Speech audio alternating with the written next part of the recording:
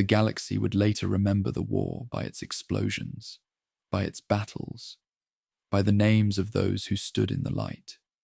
But long before any of that, something smaller was created in silence. Before the resistance had a flag, before hope had a shape, a droid was ordered to remember what the galaxy would soon try to forget. This is the story of BB-8, the witness who was never meant to be seen. He was not built during victory. He was not assembled in celebration. And his creation belonged to the space between wars, when the Empire was gone, but its presence still lingered like a scar that refused to heal. The New Republic spoke of peace, yet old soldiers slept lightly. Star maps showed calm systems, but reports disappeared. Fleets vanished into regions no one wanted to name. Something was moving in the dark again. Those who understood this did not speak loudly about it. They worked quietly, carefully, as if even the walls could listen. When BB-8 came together in places that never stayed the same for long, temporary workshops, hidden hangars, ships that never logged their routes, there were no permanent markings, no official records, just hands that moved with urgency and restraint. The people who built him carried their own losses. Some had survived the rebellion and watched friends die, believing the war was over. Others had seen how quickly power returned to familiar shapes. They no longer trusted proclamations of peace, they trusted preparation. BB-8 was designed for motion. His rounded body was not an aesthetic choice. It was survival. He could roll where others walked. He could escape where others were trapped. His size allowed him to disappear into crowds, into debris, into the background of history itself. He was not meant to fight. He was meant to endure. Inside him, his memory systems were reinforced far beyond standard requirements, not for convenience, for responsibility. Whatever he carried could not be damaged. Whatever he witnessed could not be erased. He would outlive people. He would outlast promises. Fear shaped every decision. Not fear of failure, but fear of silence. Of losing something so completely that no one would even know it was gone. The galaxy had already lost enough that way. Records destroyed, truths rewritten, heroes forgotten. BB-8 was built so that one thing would not vanish quietly. When he was activated, there was no applause, no relief, and only tired faces watching him roll forward for the first time. They did not smile. They studied him, as if measuring whether such a small thing could carry such a heavy burden. No speeches were given, no explanations offered, only instructions. Move when ordered, hide when necessary, protect what you are given. He did not understand the weight of those commands. He could not understand grief. But grief surrounded him. It lived in the pauses between words, and in the careful way his builders avoided eye contact, in the fact that no one allowed themselves to believe he would succeed. Belief was dangerous now. He was given a designation that sounded ordinary, forgettable, something that would not draw attention. Even his name was camouflage. BB-8. Simple, clean, easy to overlook. That was the point. Outside, the galaxy continued pretending the past was buried. Children grew up without hearing the scream of TIE engines, and senators argued over borders and budgets. The idea of another war felt impossible, exhausting, unthinkable. But the quiet never lasts forever. BB-8 rolled forward into a future already bending toward collapse. He carried no weapon, no authority, no understanding of destiny, only motion, only memory, only the silent responsibility placed inside him by people who feared they would not live to see what came next. And somewhere, far beyond those hidden rooms, The dark was already waiting. Ere the smallest witness had been set in motion. He did not know why he was hidden, only that hiding was expected. BB-8 spent his earliest cycles in motionless places, compartments sealed from light, cargo holds that smelled of oil and old metal, ships that powered down without warning and waited in silence until it was safe to move again. He learned stillness before he learned distance, waiting before travel, silence before sound. This was how survival was taught now. Those who handled him never lingered. They spoke in short phrases, sometimes not at all. When they did speak, it was careful. Names were avoided. Locations were never repeated. BB-8 recorded fragments of voices without understanding the fear behind them. But fear was everywhere. It shaped the pauses. It lived in the way plans changed without explanation. Something was hunting again. BB-8 was tested constantly. His balance systems were pushed beyond tolerance. His memory seals were stressed under pressure and heat. His ability to move across uneven terrain was measured again and again. Every test carried the same question, though no one said it aloud. Will you survive when others cannot? He was not treated gently, but he was treated with care. A careful kind of distance, as if becoming attached to him would make what came next harder to endure. BB-8 became familiar with hands that adjusted his panels, checked his power levels, and then stepped away quickly, always stepping away. No one stayed. He learned the pattern. People arrived. People left.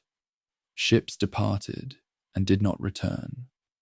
BB-8 remembered them anyway. Every frequency, every vocal pattern, every unspoken hesitation. He remembered because that was his function, even if no one ever asked him to explain what he carried. Outside the shadows, the galaxy continued its slow forgetting. News spoke of stability, of reconstruction, of a future finally free from tyranny. The old empire was treated like a closed chapter, a scar that no longer ached. But those who worked in secrecy did not believe in endings. They watched old imperial supply routes reactivate. They tracked encrypted signals that used forgotten codes. They saw remnants reorganize, reshaping themselves into something quieter, something more patient. The name did not matter yet, only the direction. BB-8 felt none of this directly. He did not fear it. But the urgency reached him anyway. It translated into tighter security, faster relocations, fewer chances to recharge in the open. He was moved like a fragile truth, one that could not survive exposure. There were moments of stillness when nothing happened. Long cycles where BB-8 remained powered down, alone with the hum of his own systems. In those moments, he recorded silence. He did not understand loneliness, but something in his programming marked those periods differently, stored them carefully, as if they mattered. Eventually, the quiet changed. Orders became more specific. Routes were finalized. BB-8 was prepared not for testing, but for purpose. His systems were sealed, his memory banks locked behind safeguards that could not be easily accessed or destroyed. What he would carry was important enough to die for, though no one said that either. The people around him grew more distant, not because they cared less, but because caring had become dangerous. Attachment slowed decisions. Attachment caused hesitation. BB-8 rolled forward anyway, unaware that he had already outlasted many of those who built him, unaware that his role was no longer theoretical. The waiting was ending. Something had been decided, and soon he would be sent away from the shadows, carrying the first fragile thread of a future that did not yet exist. He was moved one final time before the decision became permanent. The place did not matter. It never did. Another quiet hangar, another ship with its transponder masked, showed another group of people who already knew they would not stay long enough to be remembered. BB-8 was rolled across the floor slowly, carefully, as if speed itself might draw attention. This was no longer preparation. This was departure. For the first time, BB-8 was left powered on without supervision. Not because he was trusted to wander, but because there was no one left to watch him. The room felt different, not emptier. He had known empty spaces before. This one carried weight, finality, and the people who remained spoke even less than before. They avoided standing together. They avoided looking at him. When they did, their expressions were not hopeful. They were resolved. The kind of resolve that comes when all other options have already failed. BB-8 did not understand endings, but his systems registered change. His directives shifted subtly. Priority hierarchies were rewritten. Preservation protocols rose above all else. Whatever he would be given, whatever he would carry, and now mattered more than any individual life in the room.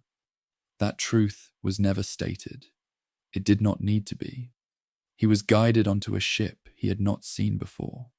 Smaller, faster, built for escape rather than travel. Its interior was worn, scarred by previous missions that did not leave records behind. BB-8's sensors absorbed it all without judgment. This ship had run before. It would run again. During the journey, BB-8 remained still.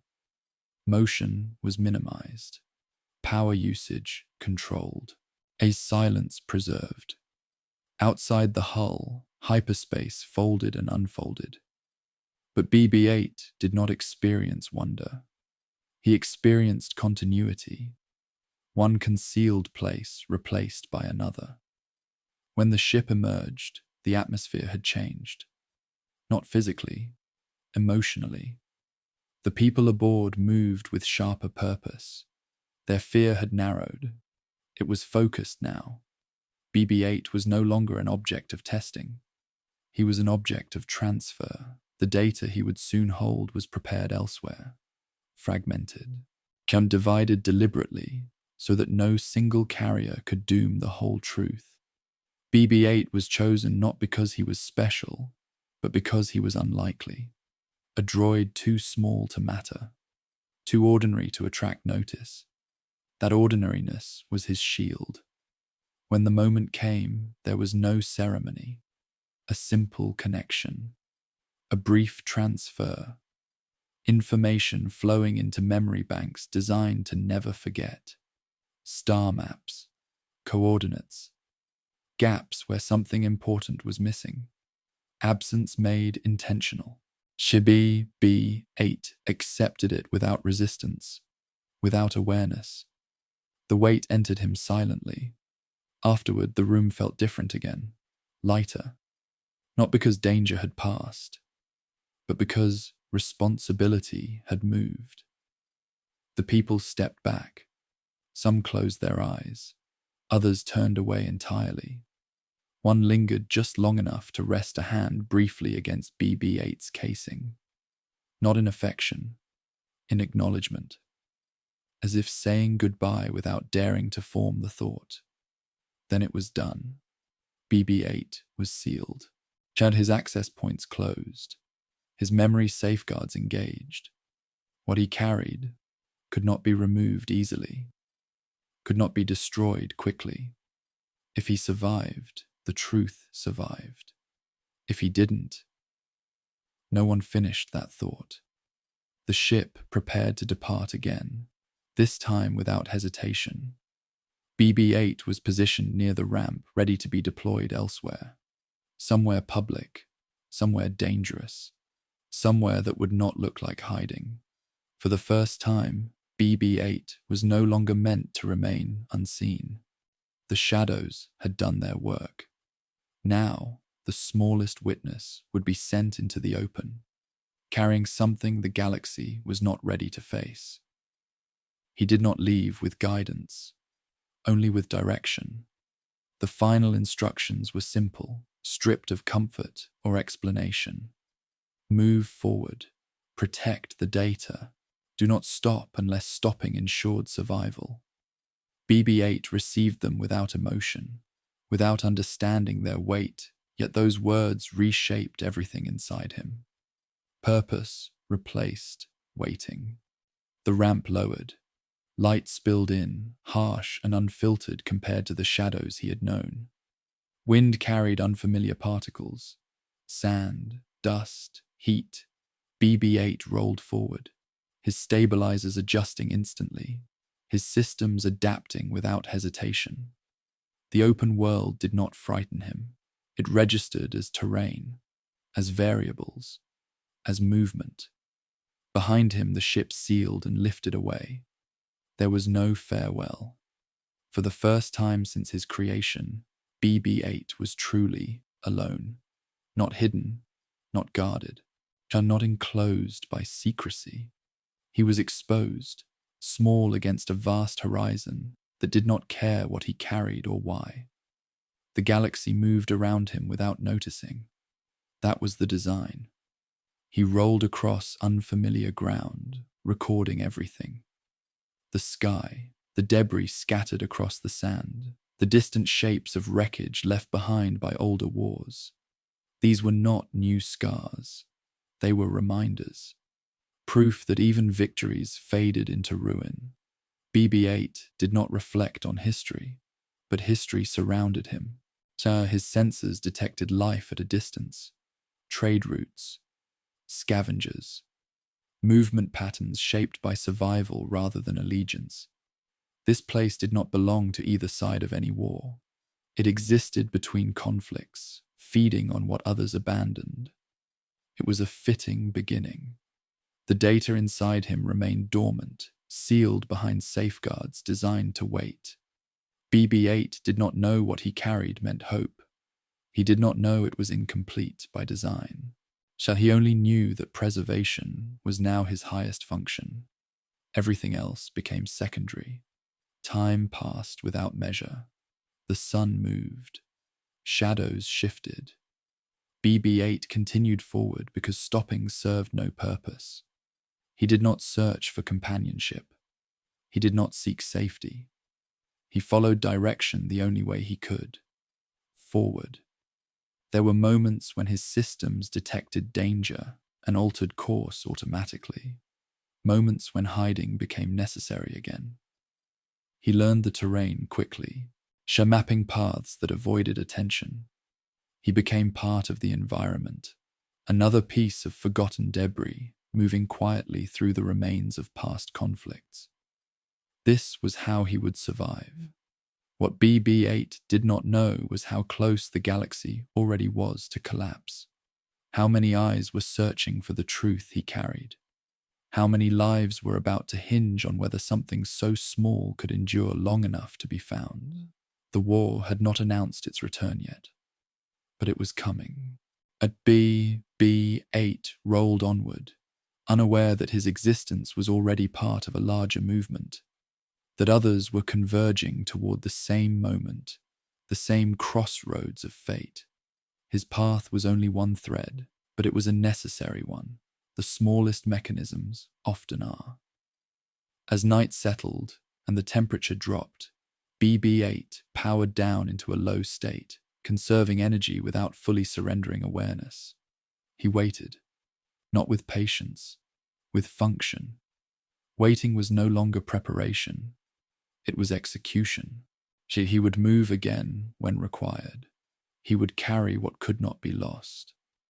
And though the galaxy did not yet know his name, history had already begun bending around the path of a small droid rolling alone through the sand. The order was given without ceremony. BB-8 did not know the name of the secret he was about to receive. He did not know why it mattered more than ships, more than fleets, more than lives already spent. He only sensed the urgency in the way the room tightened around him. Voices dropped, movements slowed. Every action became deliberate, careful, restrained. This was not information meant to exist for long. The data was incomplete by design. A fragment of a path rather than a destination. Enough to guide someone who knew how to finish the journey, but not enough to doom them if it was stolen. The absence was intentional. What was missing mattered as much as what remained. BB-8 was chosen because he could carry absence. The transfer began quietly. No alarms, no visible change, just a stream of coordinates, partial star charts, and sealed reference points folding into memory banks built to endure impact, heat, and erasure. The information settled inside him without resistance. It did not feel heavy. Weight was not something he could measure. The people in the room felt it instead. They understood what this fragment represented. Not a weapon, not an army, a possibility. A chance that had already cost too much to lose again. The name connected to it was never spoken aloud. Speaking it felt dangerous, as if drawing attention might undo everything. Luke Skywalker existed now as absence, as rumor, and as a wound that never healed. The map did not promise his return. It only promised that he had not vanished without trace, that somewhere, beyond the reach of the rising darkness, he had chosen to remain hidden. Whether that choice would save the galaxy or doom it was something no one dared decide.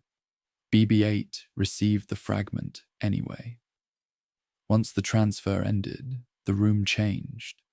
The tension did not lift. It shifted. Responsibility moved from many hands into one small frame of metal and wire. Their relief and fear arrived together. Relief that the secret could move. Fear that it now could be destroyed. There would be no second copy. BB-8 was sealed immediately. Access ports locked. Redundant systems engaged. What he carried could not be removed without time, tools, and knowledge few possessed. If he was captured, the fragment would remain silent. If he was destroyed, it would vanish with him. That risk was accepted.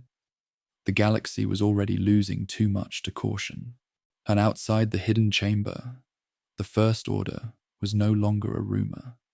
Their movements had grown bolder. Patrols expanded. Signals overlapped across old Imperial routes. They were searching for something specific now, something they believed would end the uncertainty. BB-8 did not know he was already being hunted. The fragment inside him made him a target without changing his shape, his size, or his behavior. He looked the same. He moved the same. Only the future had shifted, and a final check confirmed the integrity of the data. No corruption, no traceable signature. The absence remained intact. The fragment was ready to move. BB-8 was rolled toward the exit without hesitation. The people who guided him did not slow. They did not allow themselves to look back. This was not farewell. It was necessity. Once he crossed that threshold, nothing could be undone.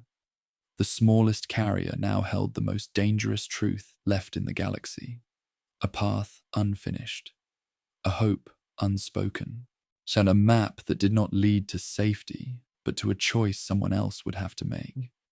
BB-8 moved forward, and somewhere far away, the dark began to turn toward him. The fragment waited quietly, patient and incomplete, trusting motion, chance, and time to deliver it into hands willing to finish what history had abandoned when the moment arrived. The first sign was absence. A signal that should have arrived did not. A ship that was meant to report never did. At first, it felt ordinary. So delays happened. Routes changed. But those who were watching closely noticed the pattern forming too quickly to ignore. The hunters were no longer searching blindly. The First Order moved with precision, learned from old Imperial doctrine, refined by patience. They did not announce themselves. They did not rush. They let others move first, reveal themselves, make mistakes. Then they closed in. BB-8 felt none of this as fear, but the urgency reached him through action, through the speed at which plans shifted around him, through the tightening security, through the way his handlers stopped improvising and began following only what had already been decided. There would be no adjustments now. Reports came in quietly. A village swept aside. A settlement questioned and burned. Not because it mattered, but because it might. The First Order did not need certainty. They needed pressure. They needed people to run. Running revealed paths. BB-8 was prepared for immediate deployment, not as a courier with an escort.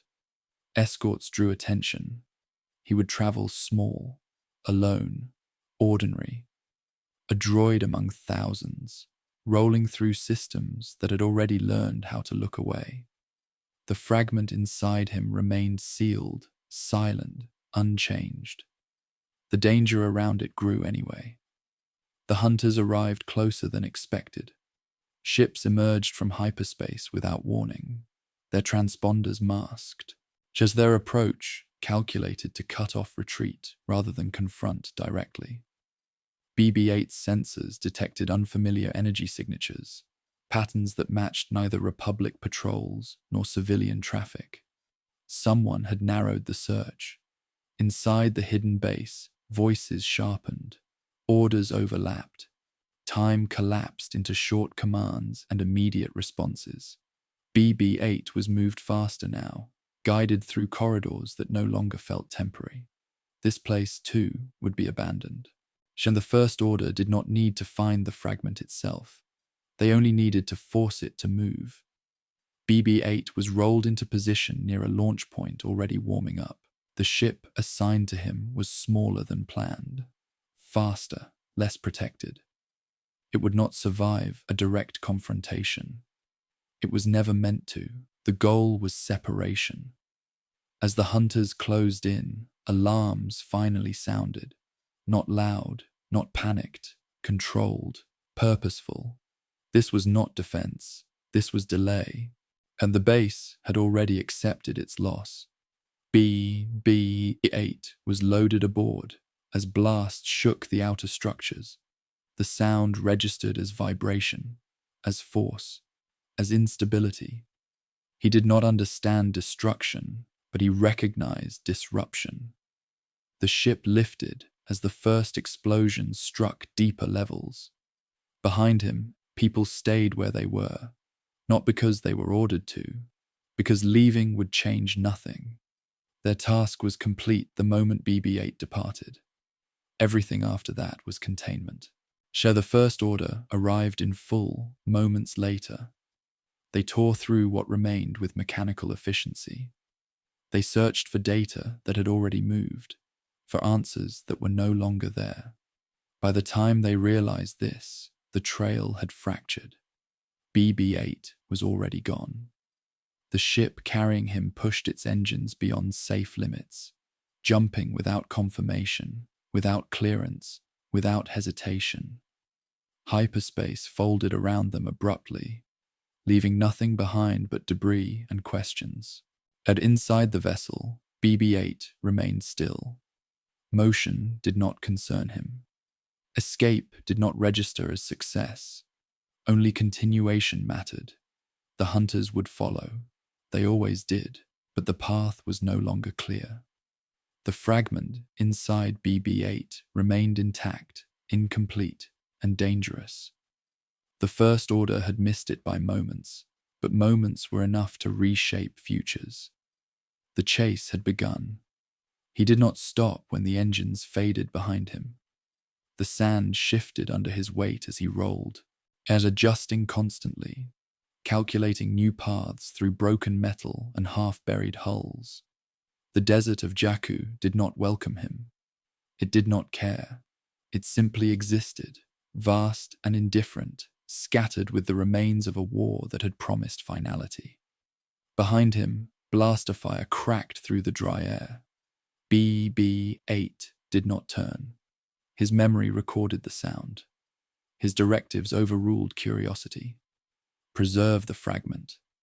Survive. Continue. The pilot's last word echoed not as emotion, but as priority. Run. The wreckage field rose like a graveyard of giants. Destroyed star destroyers lay split open, their hulls carved by time and scavengers. Metal ribs stretched toward the sky. Sand had swallowed corridors that once carried stormtroopers into battle. Now they carried only wind. BB-8 slipped between fragments of old armor plating, letting debris mask his signature. His systems lowered power output, reducing the chance of detection. The fragment inside him remained sealed, silent, and unaware of the price already paid to keep it moving. In the sky, transports descended. The First Order did not rush blindly. Troopers fanned out in controlled patterns, weapons raised, but movements measured. They were not hunting chaos. They were hunting something specific. Orders passed between them with precision. Secure the pilot, scan the debris, recover all data. BB-8 felt the tremor of boots through the sand before he saw them. He altered course again, rolling toward a collapsed engine housing that offered shadow and interference. Heat signatures bled into the metal around him. Old reactors, long dead, still confused scanners in small ways. Jakku protected nothing intentionally, but it obscured everything. The pilot's voice no longer echoed. A blaster shot ended that possibility somewhere behind the dunes. BB-8 did not pause. He moved deeper into the graveyard, threading through narrow gaps where larger machines could not follow. His size became his shield. His ordinariness became his disguise. Among thousands of forgotten droids and broken components, he became one more piece of scrap. Searchlights swept the sand. Troopers advanced methodically, checking hull interiors, slicing into consoles, pulling fragments of data from ruined systems. They believed the map had been inside the ship. They believed destruction would reveal it. They did not yet understand separation. BB-8 powered down briefly as a patrol passed within meters of his position. His systems dimmed to their lowest sustainable state. For a moment, he became indistinguishable from debris, just another silent shell among many. The patrol moved on. When he powered up again, the sky had darkened slightly. Dust clouds drifted across the horizon, stirred by departing ships. The First Order would not remain forever. Their presence depended on certainty, and certainty was fading. They had found no map, because they had found no transmission, only a dead pilot and a ruined vessel. BB-8 rolled forward once more, increasing distance with steady, controlled motion. He did not head towards safety. He headed toward obscurity, toward settlements that lived between law and allegiance, toward places where droids were common and questions were rare. Jakku stretched endlessly ahead of him. The fragment inside him remained incomplete, waiting for someone who did not yet know he was needed. The First Order had come close enough to erase him before his mission truly began. But close was not enough. As night settled over the wreckage field, BB-8 disappeared into the dunes, carrying the last known path to a Jedi who had chosen exile over war. The hunters would return, but for now, the smallest witness had survived his first pursuit. He did not know the name of what he carried, only that it could not be lost. BB-8 rolled through the outer edges of Jakku as night settled fully, and the heat of the sand slowly releasing into the air. Settlements appeared as clusters of dim lights, scattered and temporary, built from salvaged hulls and broken machines that once belonged to someone else. Life here was not claimed. It was scavenged. Droids were common. Questions were not. That was why this place worked. BB-8 adjusted his movement to appear damaged, uneven. unimportant, a slight hesitation in his roll, a delayed response in his head rotation, not deception learned, but adaptation calculated. He blended easily, too easily. Around him, traders argued quietly. Scavengers hauled scrap across the sand. Children ran between structures made of starship bones, unaware they played inside history's remains. None of them noticed the fragment of a galactic future rolling past their feet. The First Order did not follow immediately. They never rushed what they believed time would reveal. They trusted pressure, fear, and the belief that secrets eventually surfaced on their own. BB-8 continued moving anyway. Inside him, the fragment remained sealed. It did not activate. It did not guide him. It waited, incomplete by design. It required someone else to finish it. Someone who understood absence as much as presence. The map was not a destination. It was an invitation. BB-8 paused briefly beneath the shadow of a collapsed transport, entering a low-power state while maintaining environmental awareness. Yet his systems logged every sound, every vibration, every movement around him. He was no longer running blindly. He was surviving deliberately.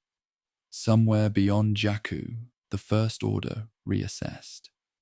They reviewed data. They corrected assumptions. They adjusted their search radius outward. The fragment had escaped their grasp, but not their attention. The hunt was far from over.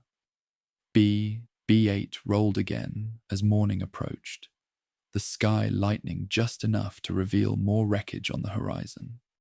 The remains of star destroyers stretched endlessly, their presence a reminder that wars never truly ended. They only sank into the sand and waited to be uncovered again. He did not think of Luke Skywalker as a legend. He did not think of him at all. The name existed only as encrypted reference data, locked behind layers of protection. BB-8 did not carry hope because he believed in it. He carried it because he was built to. Time passed without ceremony. Hours blended together. A BB-8 crossed paths with other droids, other scavengers, other lives moving quietly through survival. None of them mattered to his directive. None of them threatened it either. Then, in the distance, something changed. A signal. Weak. Uncertain. Not First Order. Not Republic. A small disturbance in the pattern of Jakku's routine. BB-8's systems flagged it automatically. Not as danger, as potential. He did not approach it yet. He waited. Waiting was no longer preparation. It was execution. And every decision now carried consequence. Every moment risked discovery. The fragment inside him remained silent, but its weight shaped every calculation. BB-8 moved slowly toward the source, careful not to draw attention. Whatever waited ahead was not part of his design. But survival often required contact, required trust in variables that could not be predicted. The path to Luke Skywalker was incomplete. So was BB-8's journey. As the sun rose over Jakku's graveyard, the smallest carrier of the galaxy's most dangerous secret rolled onward, unaware that his isolation was about to end, and that the fragment he protected would soon demand everything from those who touched it. He rolled until the horizon stopped changing. Jakku did not greet him. It did not resist him. It simply existed, endless and unmoved. A world that had learned how to outlast attention. The sand shifted under BB-8's weight without comment, swallowing tracks almost as quickly as they were made. Nothing here cared who passed through. Nothing remembered. For the first time since his activation, BB-8 was not being guided. No coordinates followed, yet no voice waited for confirmation. There was only distance and time, stretching outward without shape. The fragment inside him remained sealed, quiet, as if it understood that sound would be dangerous. The desert was full of remnants. Starship hulls broke the skyline at irregular angles, their metal skins peeled back by heat and scavengers alike. Engines lay half-buried, their purpose long forgotten. These were not monuments. They were leftovers, evidence of battles that had ended loudly and been abandoned just as quickly. BB-8 moved among them slowly. He learned the rhythms of the place through repetition, the way the wind rose without warning, the way heat distorted senses at midday and vanished just as suddenly at night, the way silence here was not empty, but layered, filled with distant motion and unseen life waiting to pass. He did not feel lonely, but his systems logged absence differently now. Time on Jakku did not pass evenly. Long stretches of stillness were broken by brief activity. A scavenger crossing the dunes, a transport lifting off in the distance, voices carried by wind, sharp for a moment, then gone. BB-8 watched everything and interacted with nothing. That was survival. He adjusted his power usage carefully, entering low states whenever movement was unnecessary. He hid when activity grew too close.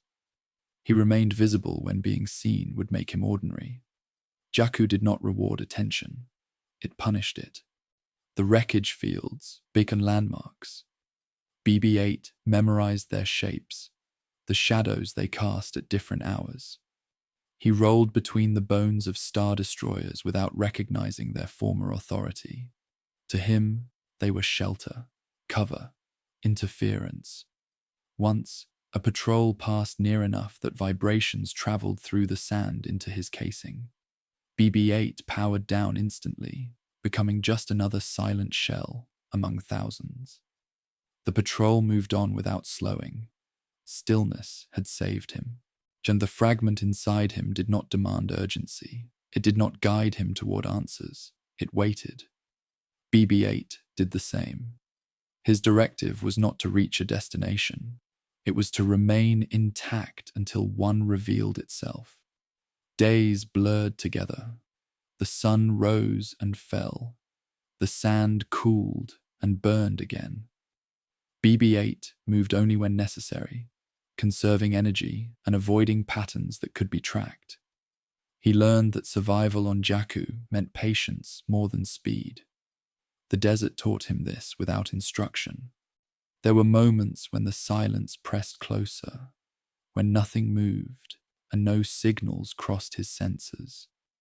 In those moments, BB-8 recorded the emptiness anyway. Not because it mattered now, but because memory was his purpose. Everything mattered eventually. Jakku did not threaten him directly. It wore him down instead, slowly, through exposure and isolation. BB-8 endured because endurance was built into him. He had been shaped for this kind of waiting long before he understood it. And he rolled onward beneath a sky that never asked his name, carrying a fragment that did not belong to him, through a world that did not care if he survived. For now, that indifference was protection.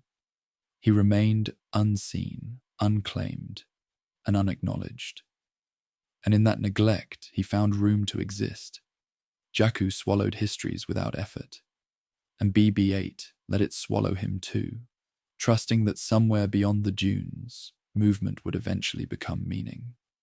Until then, he waited, unbalanced between motion and rest, listening carefully. The wreckage did not feel abandoned. It felt patient. BB-8 moved through fields of broken metal where the war had ended without ceremony. Star destroyers lay open to the sky, their interiors exposed, stripped of power, stripped of purpose. Once, these hulls had carried authority, fear, command. Now they were shelter for scavengers and silence.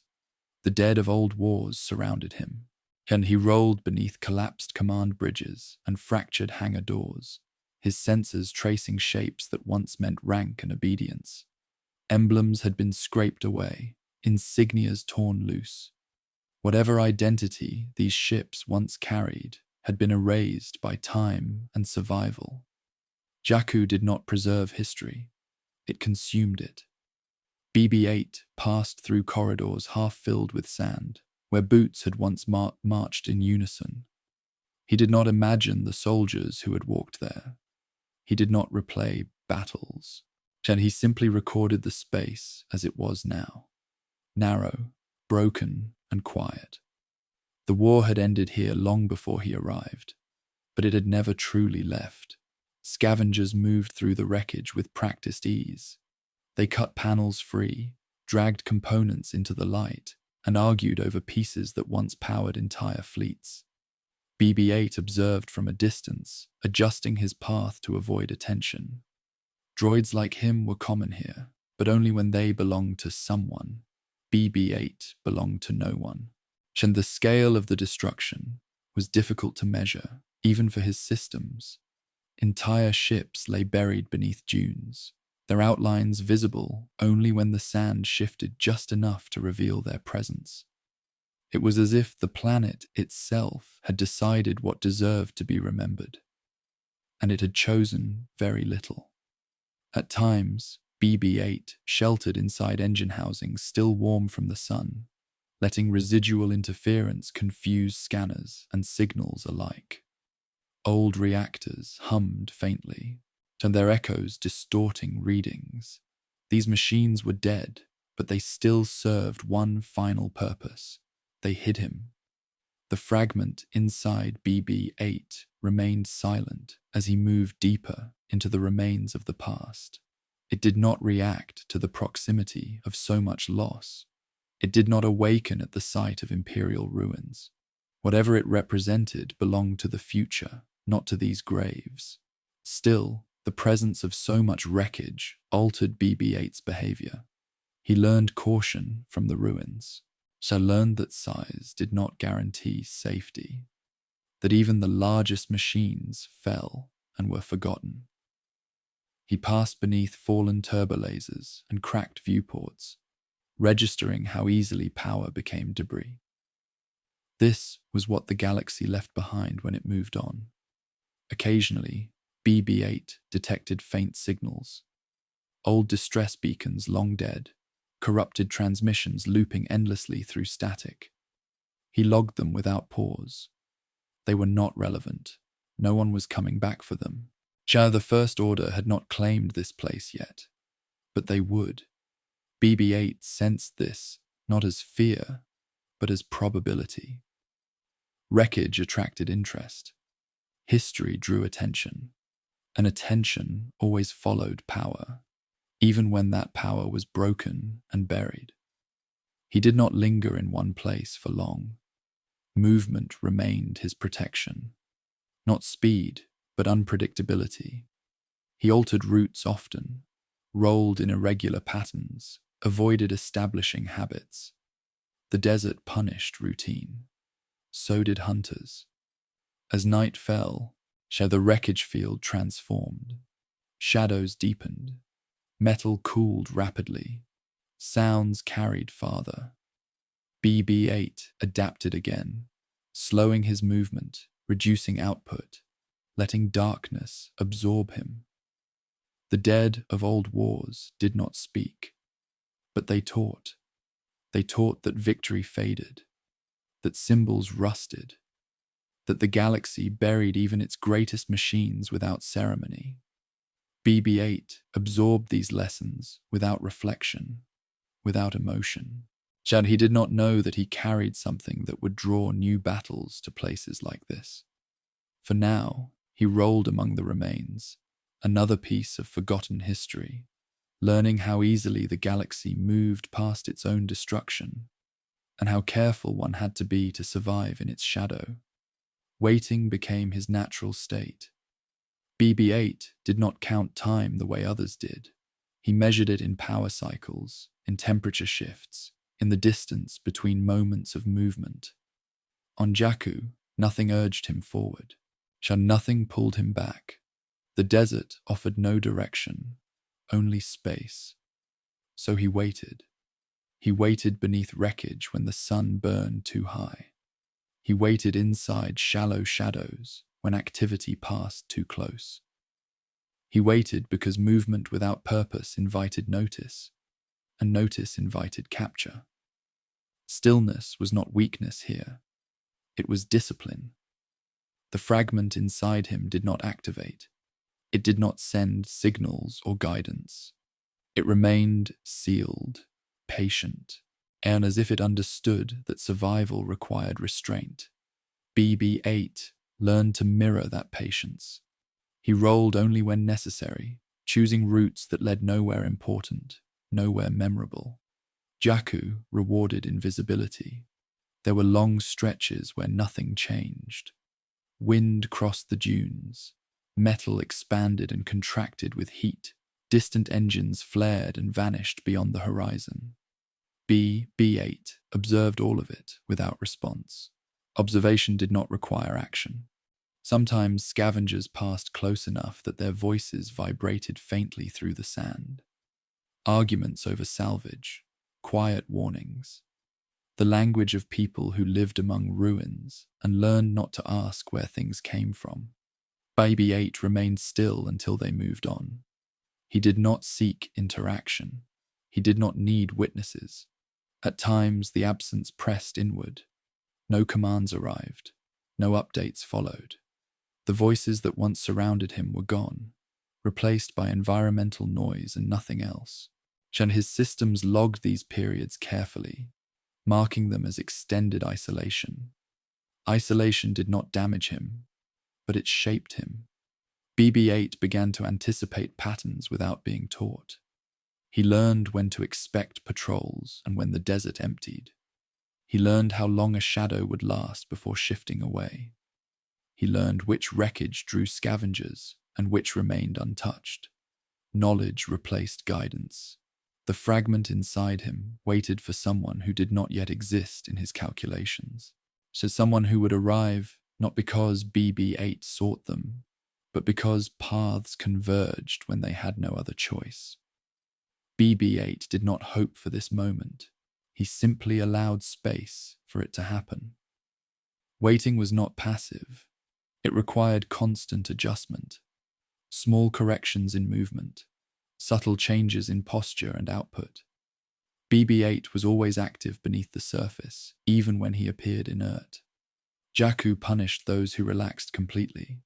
Once, distant engines grew louder than before. Multiple ships. Not scavengers, not traders. BB-8 lowered his profile instantly, retreating into the interference of twisted metal and dead systems. He powered down to minimum levels and remained there long after the sound faded. The First Order did not land that day, but the possibility lingered. BB-8 resumed movement only when the risk dropped below acceptable thresholds. He did not flee, he repositioned. There was a difference. Fleeing created trails, repositioning erased them. Days passed, and the desert did not change. BB-8 did. He became quieter, more efficient, his movements smoother, less deliberate. He was no longer a visitor in this place. He had adapted to it, integrated into its rhythms without leaving a mark. He was still alone, but alone no longer meant unprepared. The fragment inside him remained intact, its importance unchanged by time or distance. It would matter when the waiting ended. BB-8 did not know when that would be, only that it would arrive suddenly. And waiting did not mean inactivity. It meant readiness without expectation. As night fell once more over the dunes and wreckage alike, BB-8 settled into stillness, not because he was tired, but because the desert demanded it. Somewhere beyond the horizon, movement was already aligning toward him. He did not know this yet, but the waiting was nearing its end. He survived by becoming smaller than the moment.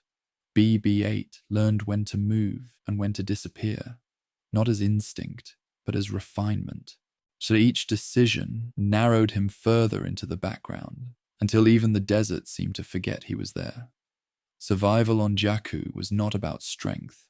It was about reducing yourself until nothing felt worth noticing. Stillness became his shelter.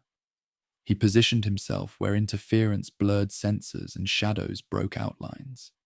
Beneath collapsed plating, within half-buried conduits, along paths that led nowhere useful, he allowed storms to pass over him without resistance, letting sand coat his casing and dull his shine. Clean surfaces attracted eyes. Dull ones did not. BB-8 became dull on purpose. Energy conservation turned into ritual. He entered low-power states for long cycles, waking only to adjust position or avoid proximity. His systems aged quietly under stress, but they held. They were built for endurance, and endurance was finally being asked of them. The fragment inside him remained unchanged. It did not pulse. It did not call out. It waited, trusting BB-8's stillness to protect it better than speed ever could. The galaxy beyond Jakku continued to move, but here, waiting became the safest form of motion. There were moments when survival demanded risk. Brief crossings between wreckage fields, short exposure to open ground.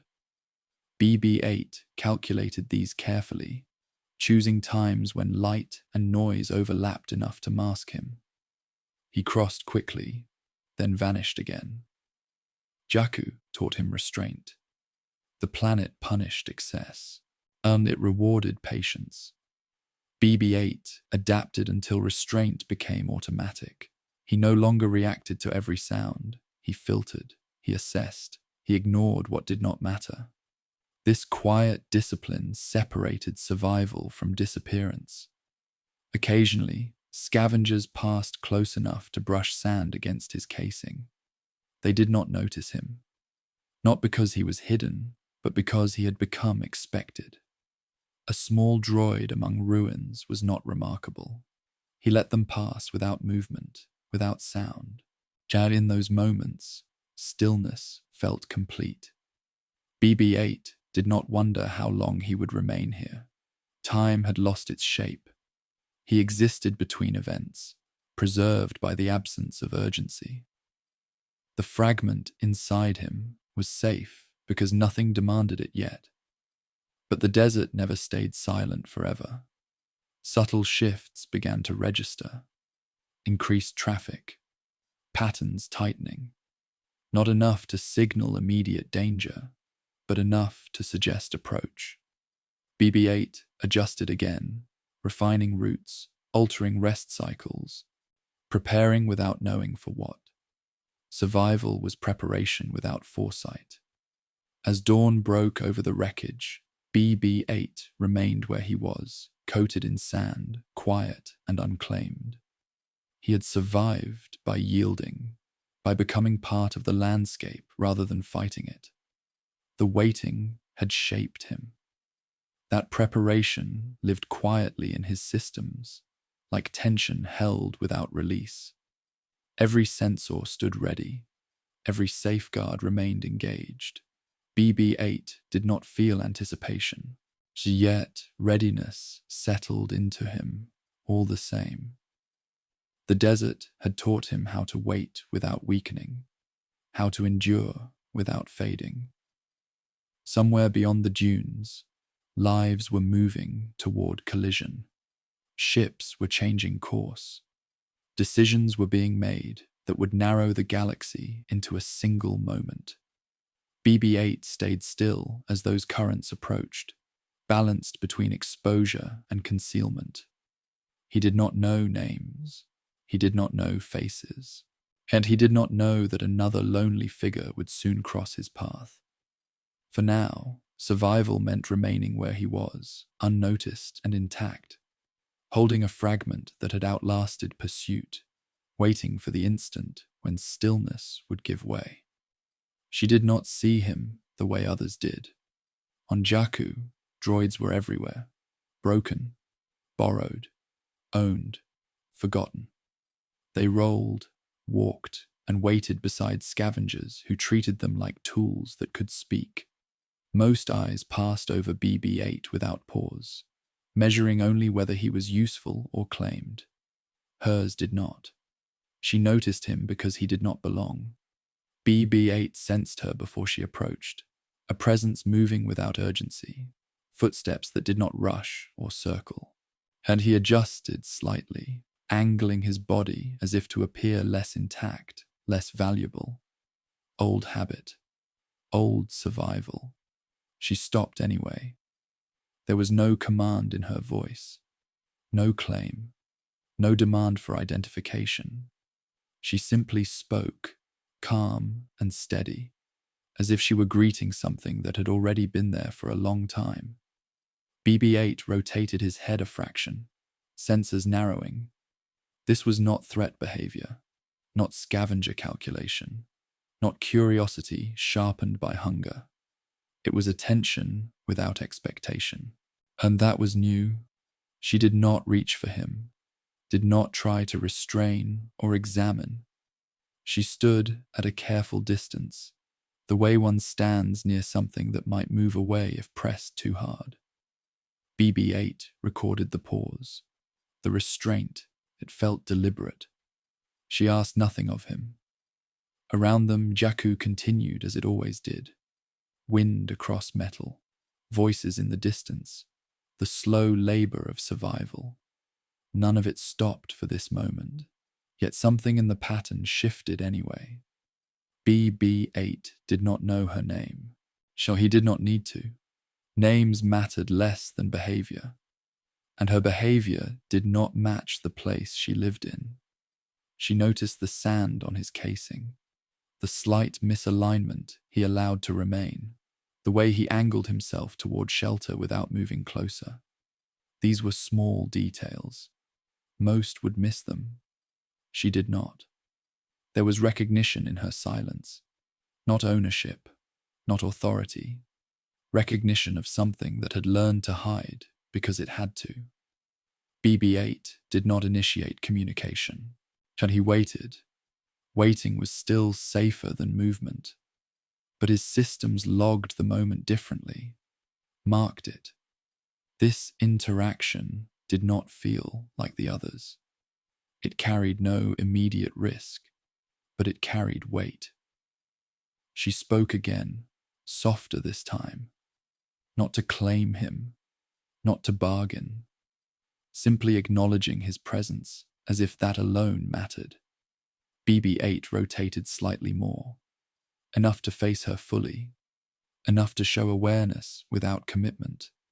He did not transmit data. He did not identify himself, yet he allowed himself to be seen. The fragment inside him remained sealed, unmoved by the encounter. But BB-8's internal processes adjusted anyway.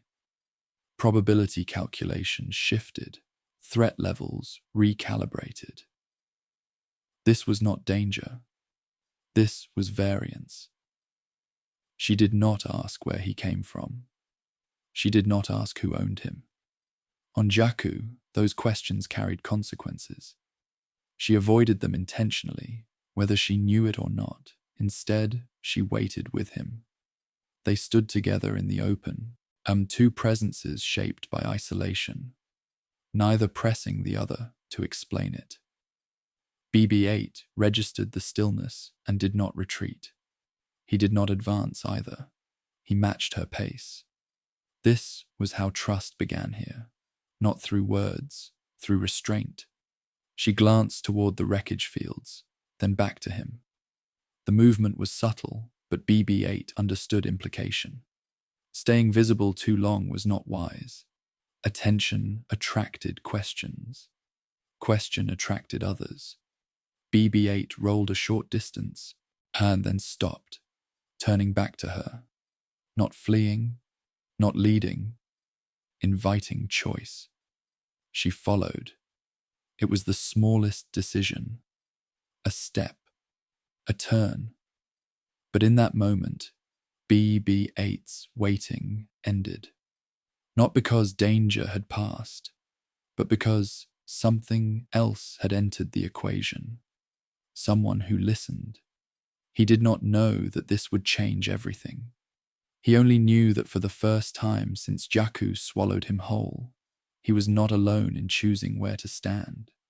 They moved without speaking, and not because there was nothing to say, but because words would have been unnecessary. Jakku taught people to conserve more than water and energy. It taught them to conserve truth. BB-8 rolled beside her at a measured pace, neither following too closely nor drifting away. She adjusted her steps without looking back. They matched each other naturally. The path she chose avoided open ground. It curved between wreckage and half-buried hulls, places where shadows lingered longer than they should. Our BB-8 recognized the logic immediately. This was someone who knew how attention worked here, someone who had learned which routes stayed forgotten.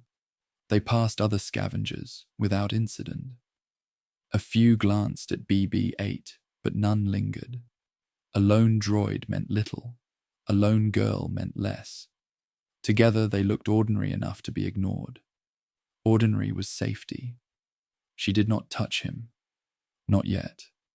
She allowed space, as if aware that proximity itself could feel like pressure. BB-8 responded by maintaining alignment, staying within range but never crowding her path. It was not cooperation, it was coexistence. BB-8 recorded her movements carefully, efficient, balanced. She carried tools worn from use, not display. Her posture shifted constantly, adjusting to terrain and sound. She lived in readiness, not fear. That distinction mattered.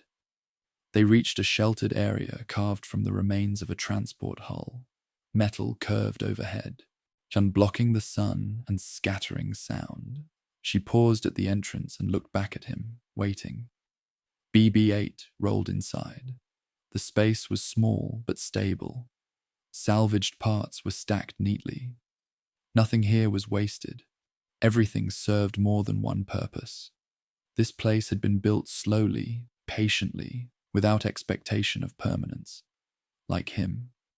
She knelt and finally reached out, not to restrain, but to brush sand from his casing. The motion was gentle, careful. BB-8 remained still, her systems alert but unreactive. This contact was not invasive. It carried no claim. She noticed the way he tilted slightly when touched, the way his stabilizers compensated. Her hand withdrew immediately, respecting the response without comment. BB-8 logged this as confirmation. She spoke again, quietly. Not a question, not a demand. A statement meant for no one else. Her voice carried the tone of someone accustomed to being unheard.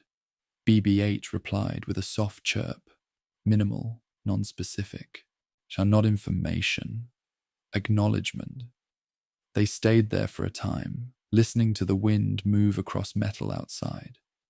BB-8 adjusted power output, settling into a steady state. He did not power down. He did not retreat into silence. He remained present. Presence was a choice now.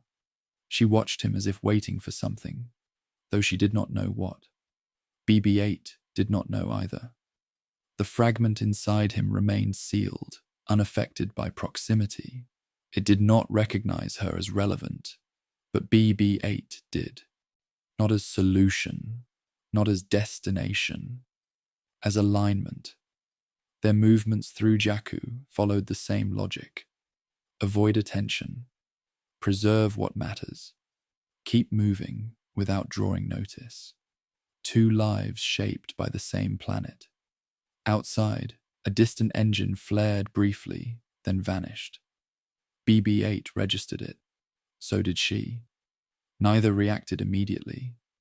They waited for confirmation before adjusting. Nothing followed. The moment passed.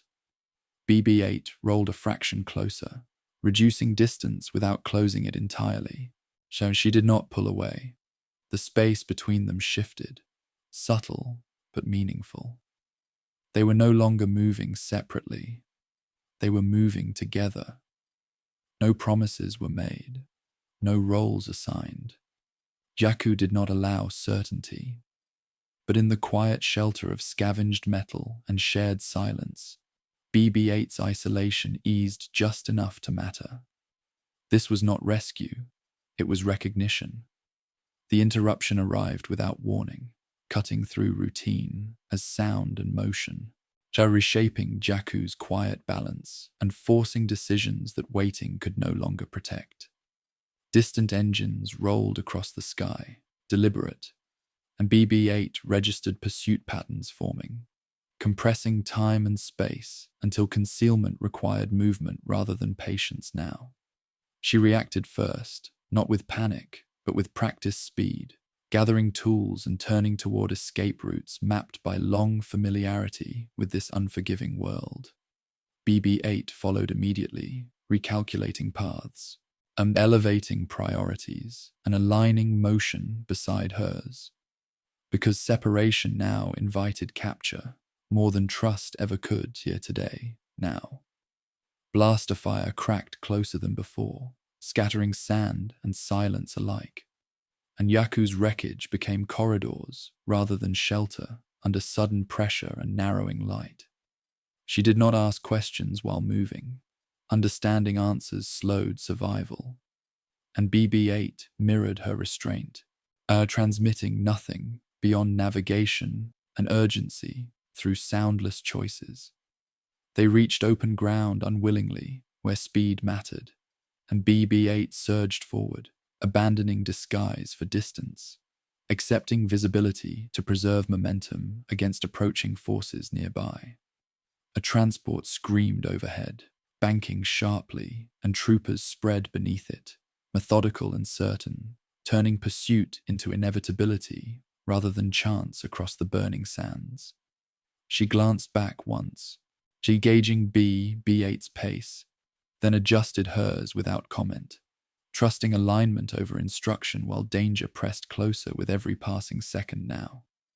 The choice to flee together hardened silently, as explosions stitched distance behind them, sealing separation from safety and certainty forever in that moment on Jakku. BB-8's fragment remained locked, but its consequence sharpened every turn, every stumble, every breath she saved by moving faster through the narrowing alleys of wreckage. And they burst toward the outpost's edge, alarms rising behind them, and the desert opened like a wound demanding escape beneath chasing engines and falling fire. She did not look surprised when danger found them, only focused, as if expecting this interruption since the beginning of her solitary days surviving here.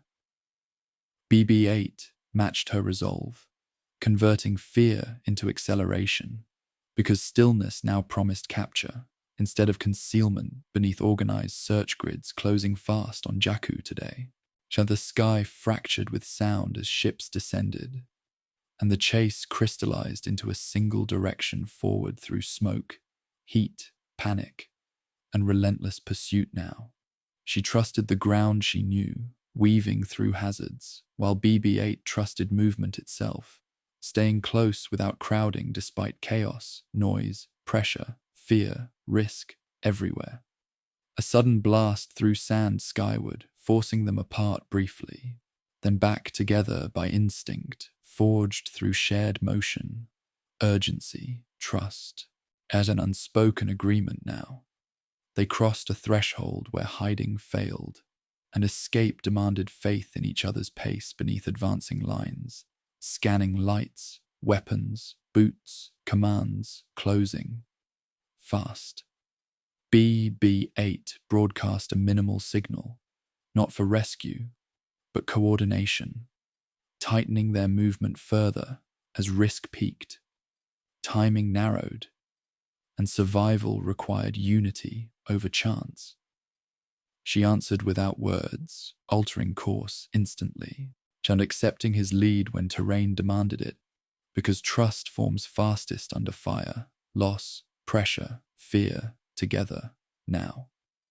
The pursuit tightened again, but distance grew, and hope thinned into effort, measured by steps, seconds, breaths, choices, grit, sweat, heat, sand, speed, will. Now, they reached cover just long enough to breathe, then moved. Because pauses invited discovery by organized hunters, scanners, lights, orders, patience, power, method, certainty, closing. Our BB-8's isolation ended decisively here, replaced by shared risk and direction, forged under fire, motion, pursuit, trust, resolve, and refusal to stop, surrender, or separate. She led them onward, not as savior, but as someone who listened when others rushed past and chose care over speed, noise, force, impulse, alone. Together they fled Jakku's grip, carrying the past forward into a future neither understood yet shaped by motion, trust, danger, memory, chance, survival, silence. Now, so they did not escape Jakku all at once. Leaving was not a single moment. It was a series of choices made under pressure, each one narrowing what remained behind them. BB-8 rolled close to her as they moved through the last stretches of familiar ground, the sand thinning beneath metal plating and scattered debris that marked the edges of scavenger territory. This was the boundary. Behind them, the noise of pursuit softened but did not disappear. The First Order did not abandon searches quickly. They slowed, adjusted, waited for patterns to reveal themselves. Jakku had taught them patience too. That made them dangerous. She slowed slightly, not stopping, just enough to reassess. BB-8 mirrored her immediately.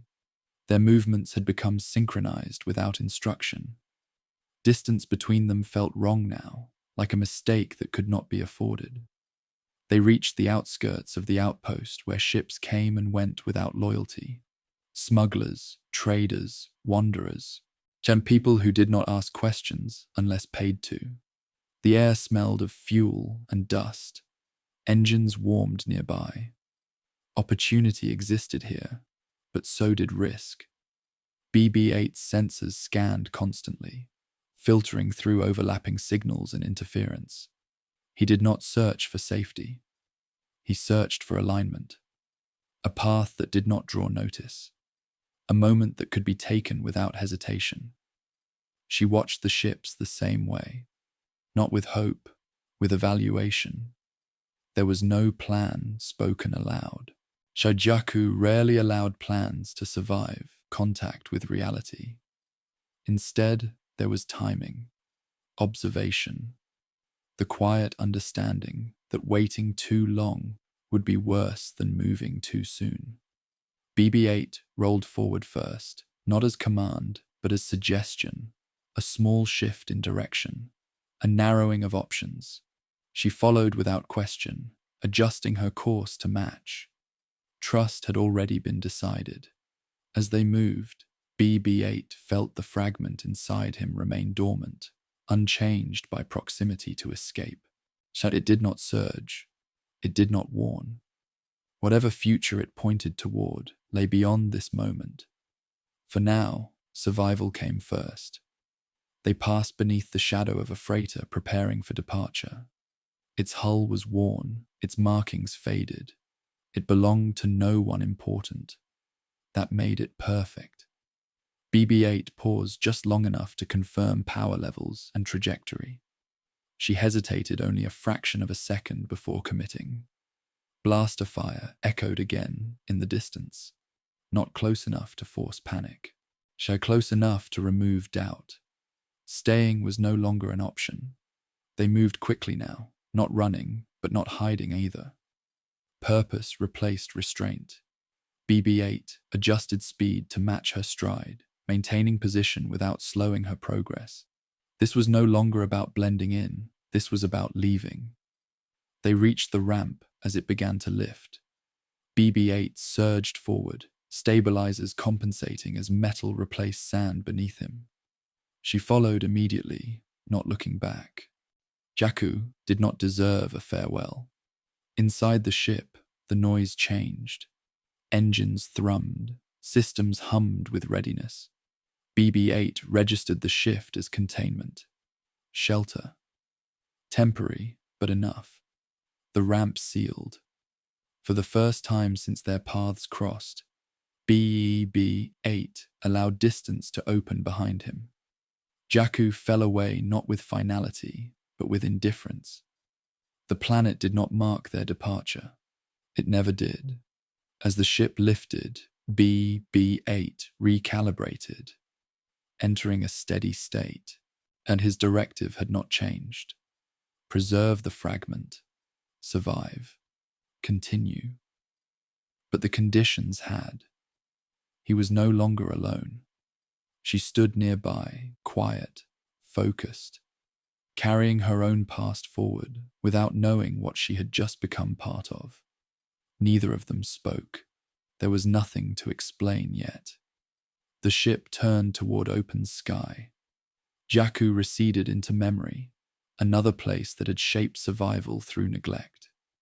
BB-8 remained still as hyperspace calculations began, holding what could not be lost, and moving into a future that had started not with destiny, but with someone who noticed him when no one else did. The ship did not announce itself as important. It arrived quietly, carrying damage instead of pride. BB-8 registered the change the moment the ramp opened. The air was different, not fearful, but focused. He rolled forward into a space shaped by urgency rather than order. Voices moved with purpose, low and controlled. This was not a base built for comfort. It was a place that survived by staying unnoticed. BB-8 adjusted instinctively, and aligning himself with walls and shadows. He had learned that movement alone did not matter. Context did. People passed him without stopping. They did not look down. They looked past. Names echoed through the corridors, spoken softly, carefully. Leia Organa's presence was felt before it was seen. BB-8 did not recognize her as royalty. He recognized her as gravity. Others oriented around her without being told. Decisions bent in her direction. She spoke rarely, but when she did, and the room listened. BB-8 recorded tone, pace, restraint. This was leadership shaped by loss. Han Solo passed close enough for BB-8 to register familiar irregularities. The man moved like someone who had survived too much. His humor, when it surfaced, was thin armor. He did not look at BB-8. He had learned where to place his attention. The resistance lived in fragments. Old pilots, tired technicians, soldiers who no longer believed in clean victories. They carried history in their posture. A BB-8 moved among them unnoticed, exactly as designed. He was present at briefings without being addressed. Maps changed hands above his head. Plans shifted with incomplete information. No one mentioned the fragment yet. It remained sealed, patient, and dangerous. BB-8 understood something without language. These people had been waiting a long time. They did not expect miracles. They prepared for sacrifice. The war had returned quietly, the way it always did. BB-8 remained still, and absorbing the weight of names that filled the room. He was among legends now. None of them noticed. And that was why he belonged. The meeting ended without ceremony. Orders dispersed like breath. Movement resumed. BB-8 rolled after the girl who had brought him here. She walked with purpose but no certainty. This place did not promise safety. It promised direction. BB-8 stored everything, knowing memory mattered most when futures were unclear. He did not feel small here. He felt necessary. Somewhere nearby, engines warmed again. The resistance prepared to move. BB-8 aligned himself with the flow, unseen and unannounced. Being unnoticed was not absence. It was participation without claim. In that, he fit perfectly. The war pressed closer, tightening every corridor and choice. BB-8 waited for the moment he would be asked to matter. Until then, he listened. Legends spoke around him, and he learned their weight. They carried scars that did not heal. BB-8 carried silence. Silence traveled better than hope. He remained close, never central, never named. This was how histories survived, small, patient, and protected by neglect. BB-8 rolled onward as preparations deepened. The legends moved ahead. He followed. The distance between them mattered less than direction. Together, they entered a war that had never truly ended. BB-8 remained unnoticed as engines roared and paths aligned. He was exactly where he needed to be, among legends, so without a name, and that was enough for now.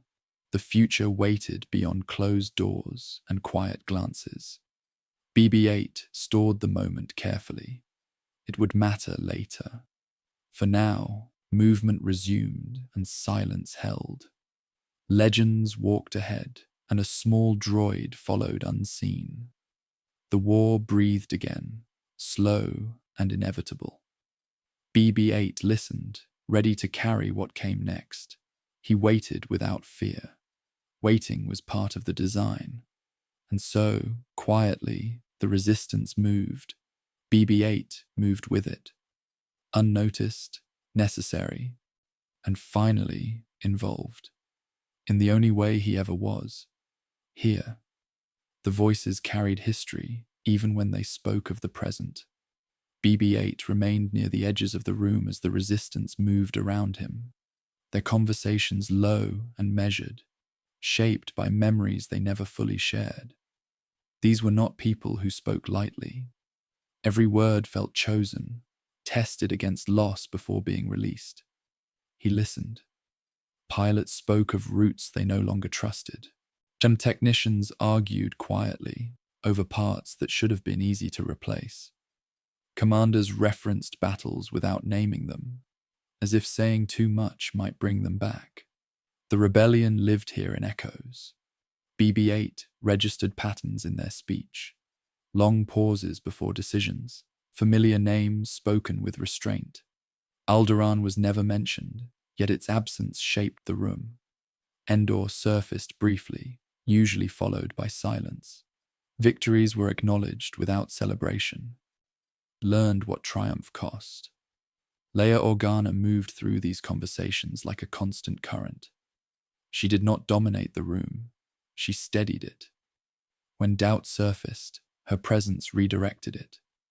BB-8 observed how people adjusted their posture when she approached, not from fear, but from trust shaped by years of survival.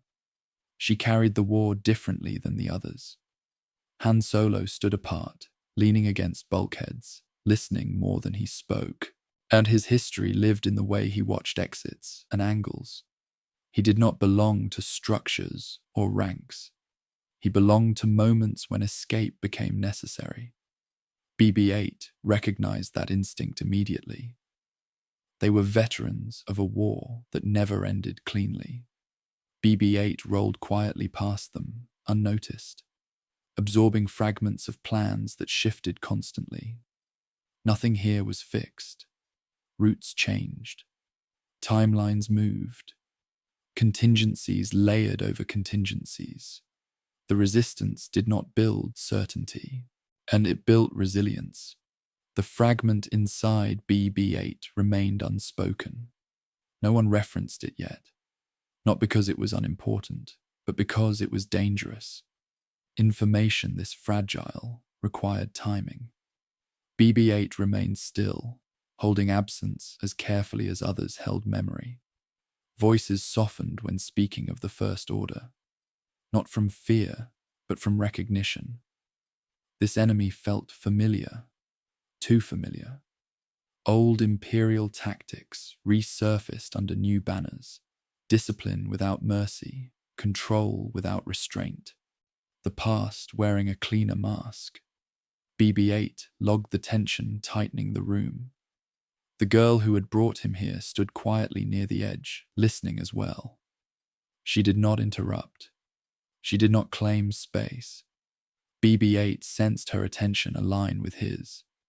Both were observers among people who had learned to speak through experience rather than optimism. Plans reached a pause. For a moment, no one spoke. The hum of the bass filled the space instead. BB-8 registered heartbeats and power fluctuations. This silence was not emptiness. It was respect for what had already been lost. Then Leia spoke again. Her words were few, but they carried weight shaped by history. BB-8 did not understand politics or legacy, but he understood tone. This was not a call to arms. It was an acknowledgement that the fight had already resumed, whether they wished it or not. Movement followed immediately. Orders passed quietly. Assignments shifted. BB-8 rolled aside as people moved with renewed purpose, and the past had been acknowledged. Now it had to be faced again. The resistance did not glorify its legends. It carried them.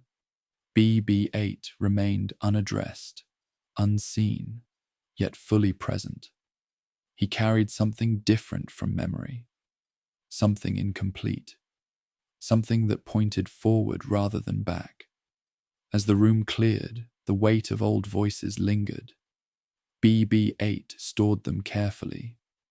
These scars mattered. They shaped decisions. They explained hesitation.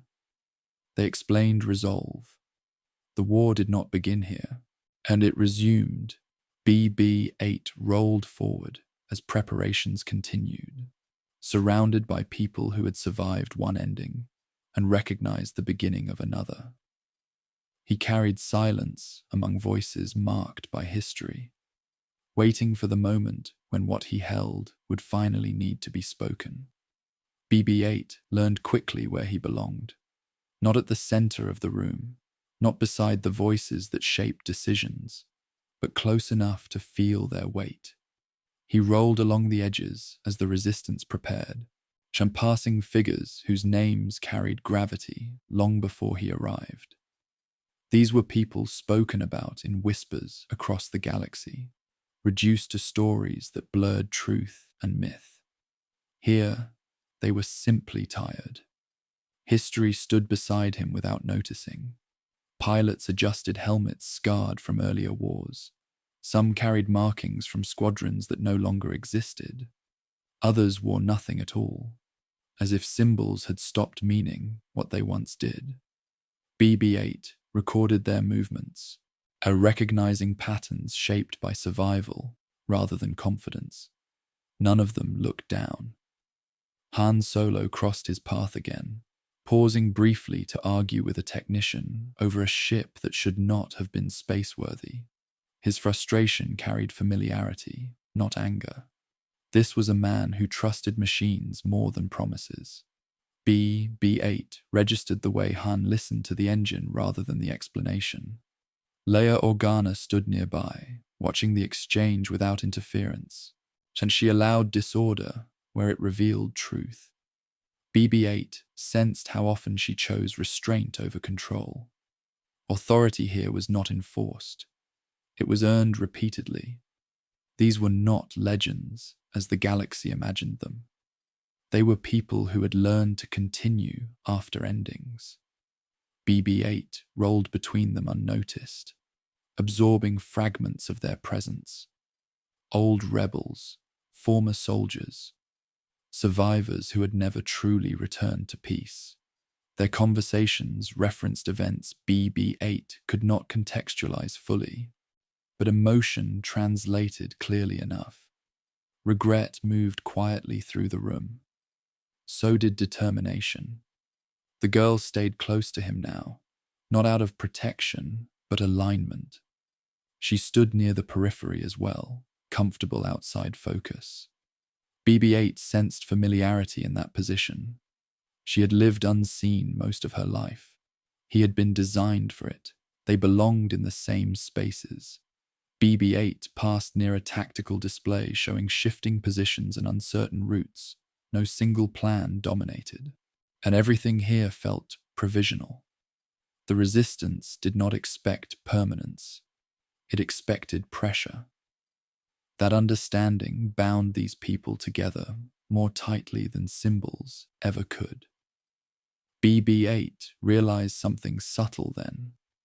These legends were not united by victory. They were united by refusal.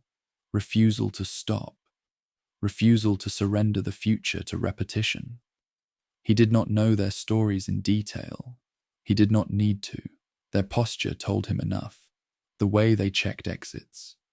The way they spoke softly, even when alone. The way they avoided words like final or end. The war had taught them what words to distrust.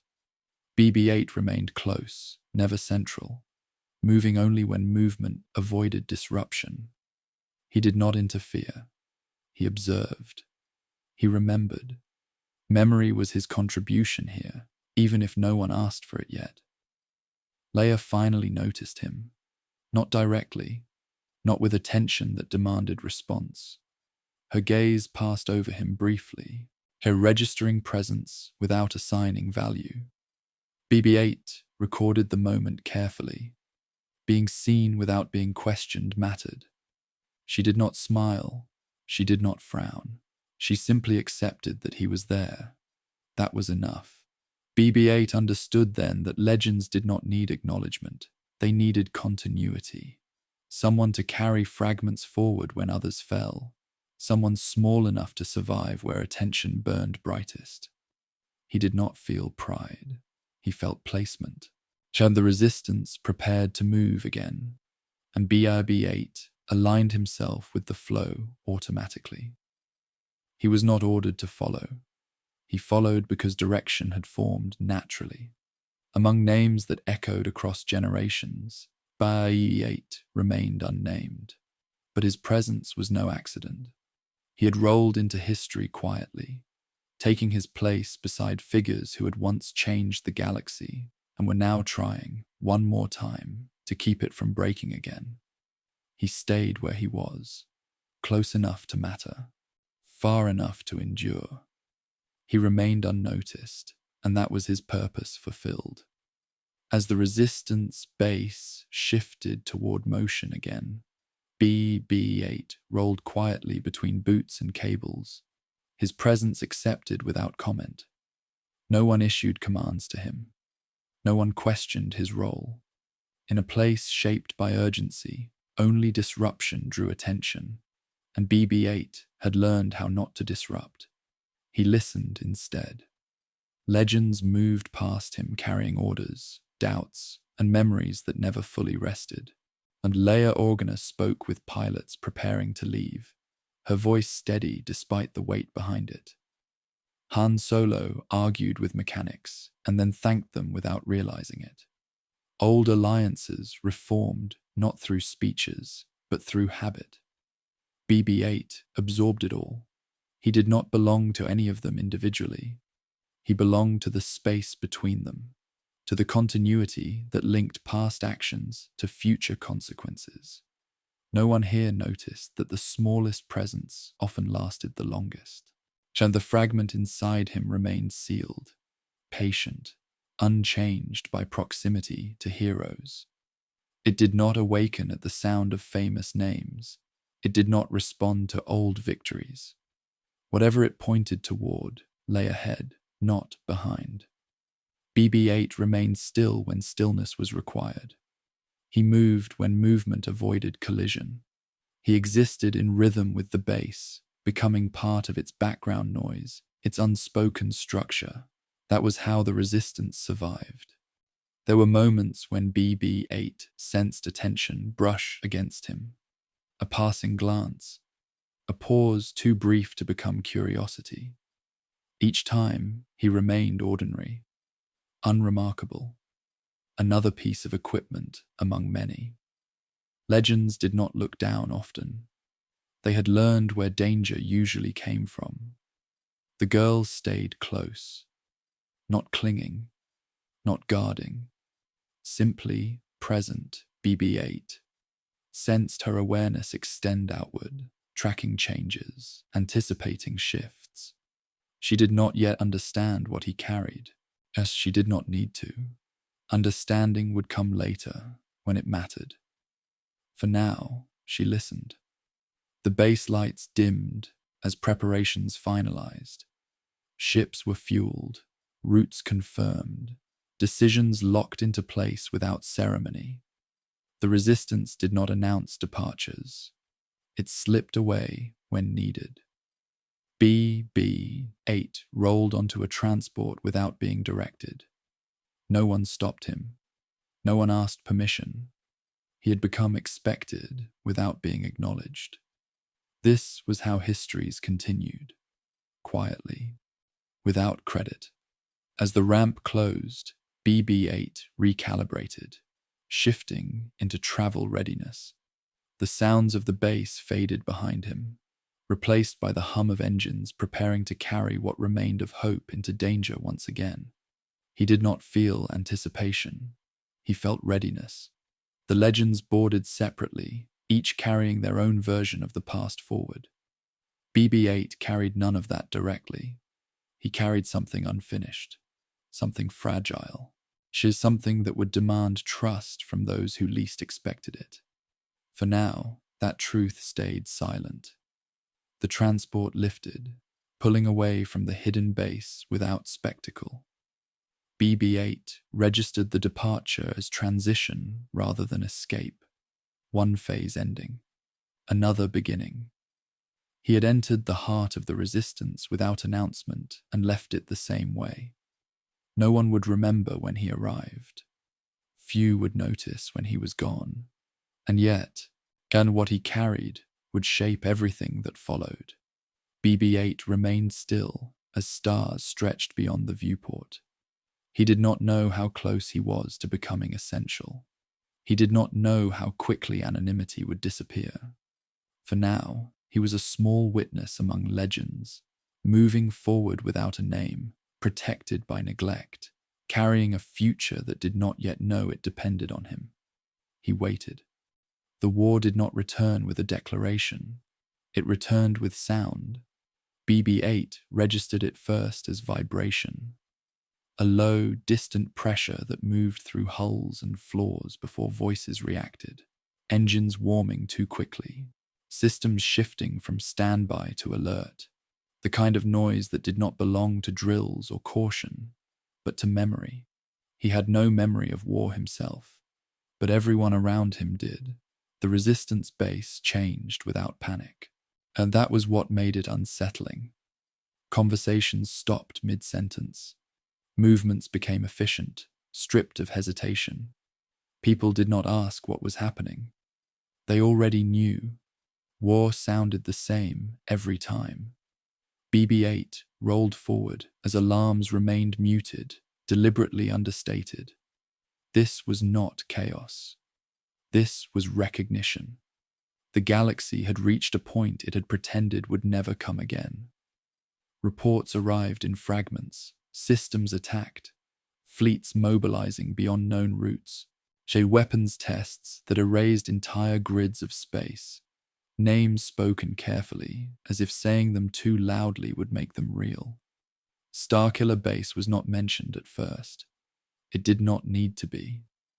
BB-8 sensed fear, not as volume, but as control.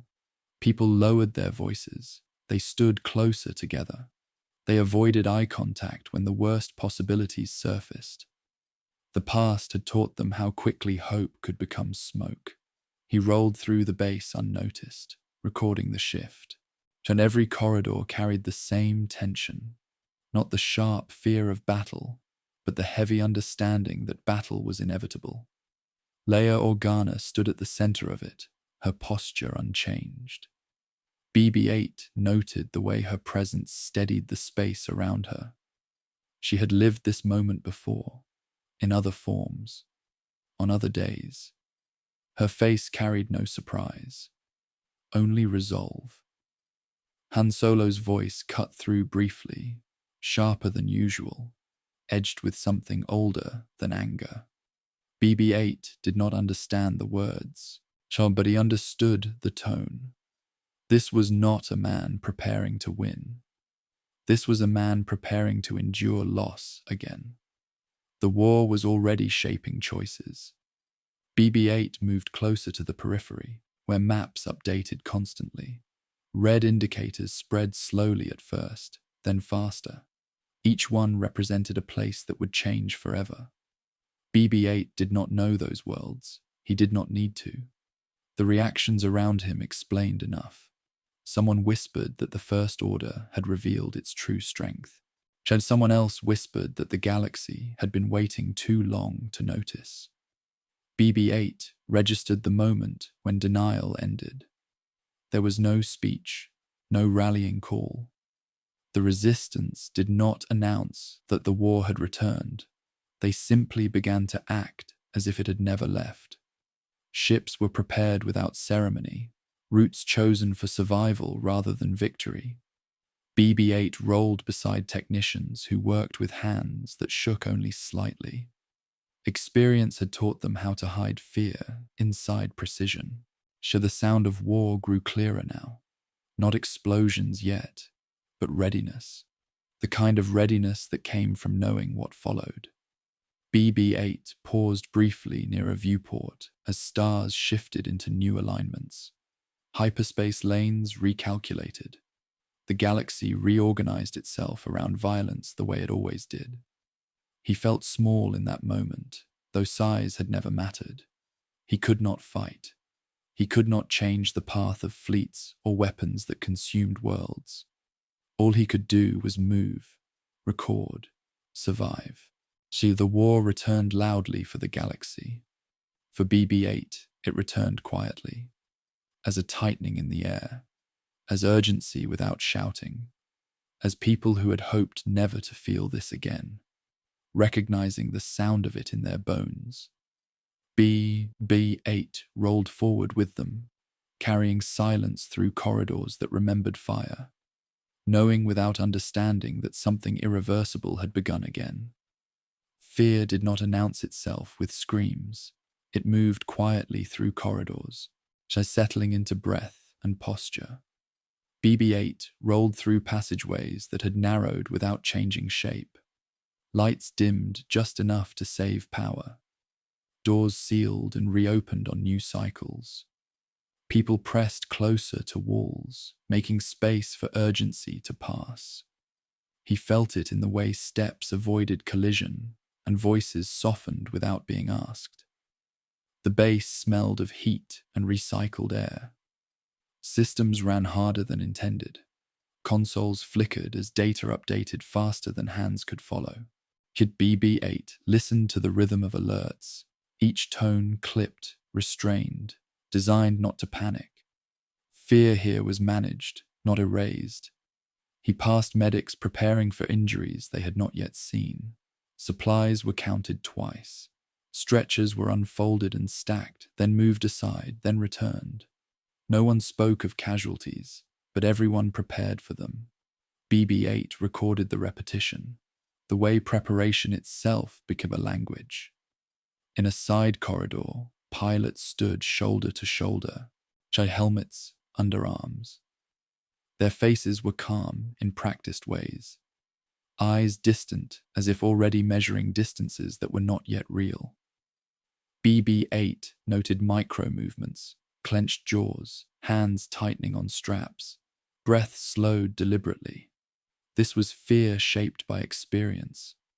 Orders traveled in fragments. A sentence begun here finished elsewhere. A plan altered mid-step without explanation. BB-8 followed the flow, staying clear, staying useful by staying unseen.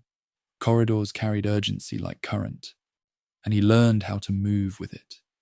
A blast door closed nearby, with a finality that lingered.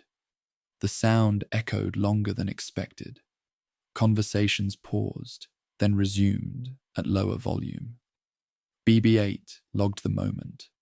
Fear tightened its grip, then loosened just enough to allow movement again. He paused near a junction where routes converged. Maps updated above him, paths turning red, then amber, then red again. He did not read them as destinations. He read them as pressure. So each change pushed people toward choices they had hoped to delay. The girl stood at the edge of the junction, listening. BB-8 aligned beside her without signaling. They shared the same position. Present, uncommanded, attentive. Fear did not drive her away. It focused her. A message arrived, brief and devastating. BB-8 did not understand the details, but the reaction translated clearly. A hand covered a mouth. Someone turned away. So another nodded once and began issuing instructions with a steadiness that felt forced. Fear settled deeper, heavier now. Corridors filled as teams moved out. BB-8 rolled aside as carts passed, then slipped forward again when space opened. He learned where fear created bottlenecks and where it cleared paths. Movement was survival here. The base held together by discipline and memory. People knew where fear led if left alone. They had seen it fracture rooms and fleets before, so they contained it, channeling it into preparation. BB-8 carried none of their dread directly. He carried its shape, the way it bent choices, the way it shortened sentences, the way it made every sound matter. As the corridors emptied and engines grew louder, fear remained, seated behind resolve, waiting. BB-8 moved on through it, quiet and intact, learning how war lived indoors, long before it reached the stars. He adjusted course once more, choosing shadow over speed, patience over display. So fear did not need to be named to be respected.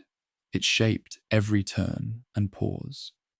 BB-8 accepted its presence without surrender, moving as others braced themselves. When the doors finally opened towards space, the corridors exhaled together. The war waited outside. Inside, fear learned how to march in step, disciplined, quiet, and ready to follow. BB-8 continued forward, holding silence steady, carrying memory intact until orders aligned, engines flared, and the next corridor of history revealed itself without hesitation now. They did not see the fire directly. They felt it through distance. BB-8 rolled into a quieter section of the base as the first reports stabilized into certainty. The weapon was real, not rumored, not theoretical. Entire systems were gone, erased between transmissions. The silence that followed those confirmations was heavier than any explosion. Worlds burned far away, close enough to matter. Screens showed stars blinking out, one after another, replaced by emptiness where light had been. BB-8 did not understand loss the way organics did, but he understood absence. Data streams ended abruptly, signals cut mid-pattern, presence turned into nothing. He recorded the gaps. People gathered near the displays without crowding. No one touched the screens. No one needed to. What they showed could not be changed by proximity. BB-8 noted the way faces tightened, and the way eyes reflected light that no longer existed. Someone whispered a name of a system they had family in. Someone else stopped listening. Leia Organa stood silently, watching the data resolve into finality. BB-8 sensed something fracture, then harden behind her stillness. This was not shock. It was recognition sharpened by scale. She had lived through planetary loss before. She knew what followed. The galaxy had crossed a line, it could not step back from. A BB-8 moved closer to the edge of the room, keeping clear of movement while remaining within range of the displays. He logged timestamps, distances, delays. The destruction traveled faster than fear, faster than response, faster than any ship could follow. From afar, the war looked clean. From afar, it always did. Technicians spoke quietly about energy signatures and impossible power draws. BB-8 did not need the details. The conclusions were visible in posture alone. So this was not a battle to be fought. It was a message delivered through annihilation. The First Order did not want territory. It wanted obedience. BB-8 recorded the absence again and again. Each lost system created a silence that pressed into the room. The base itself seemed smaller, as if the galaxy had shrunk suddenly around it. Someone turned away from the screens and leaned against a wall, breathing carefully. Another closed their eyes as if doing so might reduce the scale. A BB-8 logged physiological responses without judgment. This was grief without bodies to mourn. Worlds burned where no one here could reach them. The girl stood near BB-8, eyes fixed forward. He sensed her breathing change. She did not cry. She did not speak. Her stillness mirrored his own, and for a moment they shared the same function. Witness. BB-8 did not know those planets, but he knew what losing them meant. Routes were recalculated immediately. Evacuation plans formed even as their futility became clear. The Resistance did not waste time debating what could not be undone. They focused on what remained. BB-8 understood that this was how wars continued after catastrophe, not through rage but through adjustment. The galaxy did not stop burning because people felt sorrow. It burned until someone stopped it. From afar, the fire looked like data. Up close, it reshaped everything. BB-8 rolled back slightly as the room shifted from observation to action. Orders followed quickly now, driven by loss that could not be confronted directly. The Resistance moved not toward the flames, but away from becoming them. BB-8 carried the memory of what had vanished without sound. The war was loud in its destruction, but quiet in its aftermath. He moved on with the others, holding absence carefully, knowing that silence like this never stayed distant for long. Loss did not wait for permission. BB-8 learned that quickly as the base shifted again, this time without the pause that followed distant destruction. Grief was no longer abstract. It moved through the rooms with faces and names attached, with empty stations and unanswered calls. There was no time to stop. Ships departed in waves, not in formation, each carrying fragments of the Resistance away from places that would soon become targets. BB-8 rolled among them, adjusting to the hurried rhythm, recording changes he could not slow. The war had accelerated beyond mourning. A pilot did not return. A console remained unattended. A voice expected on the comm stayed silent. No one announced these losses. They were understood the moment routines broke. BB-8 passed a corner where someone had left a helmet on the floor. No one picked it up. Not yet. Picking it up would mean accepting what it implied. The base moved around it instead, careful, respectful, unfinished. He logged the absence. And Leia Organa continued issuing orders with measured calm. BB-8 observed the effort behind it, the way her shoulders held tension even as her voice remained steady. This was not denial, it was deferral. There would be time for grief later, if later arrived at all. Han Solo walked past BB-8 without speaking, his expression closed, eyes already somewhere else. BB-8 recognized the posture of someone who had learned how to compartmentalize loss because stopping meant collapse. Yet he carried that lesson forward now. The girl stayed close, quieter than before. BB-8 sensed her awareness narrow, focusing inward as the scale of what had happened settled. She did not ask questions. There were no answers that could ease this. Loss filled the spaces between tasks. BB-8 rolled through corridors that had thinned. Fewer voices now, less movement. Each absence made the remaining sounds sharper, more fragile. The base felt hollowed, not by damage, but by realization. He did not understand mourning, but he understood interruption. Patterns ended abruptly. Expected responses failed to arrive. Continuity fractured. BB-8 stored these moments carefully. They mattered as much as explosions ever did. There was no ceremony, no time to mark the dead, only motion. The resistance did not stop to count what it had lost. It counted what it could still move. BB-8 aligned himself with that logic instinctively. Preservation meant momentum now. As preparations concluded, BB-8 sensed a collective tightening, the way people braced when something irreversible had already happened and more was coming. The war had returned fully, not as threat, but as fact. BB-8 remained intact amid it. He did not grieve. He did not celebrate. He continued. That was his function. As the last ships departed and the base fell into relative quiet, BB-8 rolled into a shadowed corner and paused. Not to rest, but to register. Loss without time to grieve had changed the resistance, and it had stripped away illusion. What remained was smaller, harder, and more determined. BB-8 carried that shift with him. The war would demand more soon, more movement, more sacrifice, more silence where voices once were.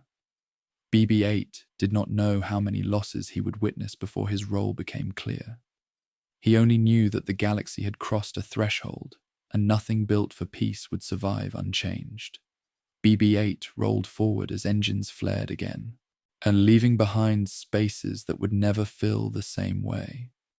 He carried memory through urgency, absence through motion, and silence through noise. The war was back, and BB-8, small and unnoticed, moved with it, holding what could not be replaced, through loss that allowed no pause, no reflection, no farewell. Orders failed quietly at first. BB-8 sensed it not through alarms or raised voices, but through hesitation. Commands that arrived a moment too late, routes that changed twice before being confirmed. Decisions that once carried certainty now carried weight instead.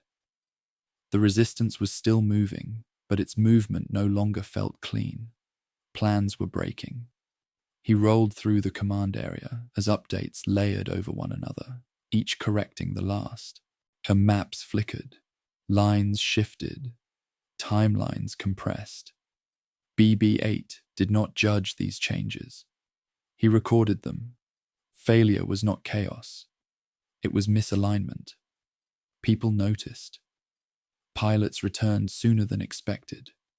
Reports contradicted one another. A mission marked successful carried losses that made the word feel hollow. BB-8 listened to the tone more than the content. Confidence thinned. Voices lowered. No one said the word mistake, but it hovered close. The war was moving faster than preparation. Our BB-8 stayed near the edges, where observation did not interfere. He watched leaders absorb information that offered no clean choices.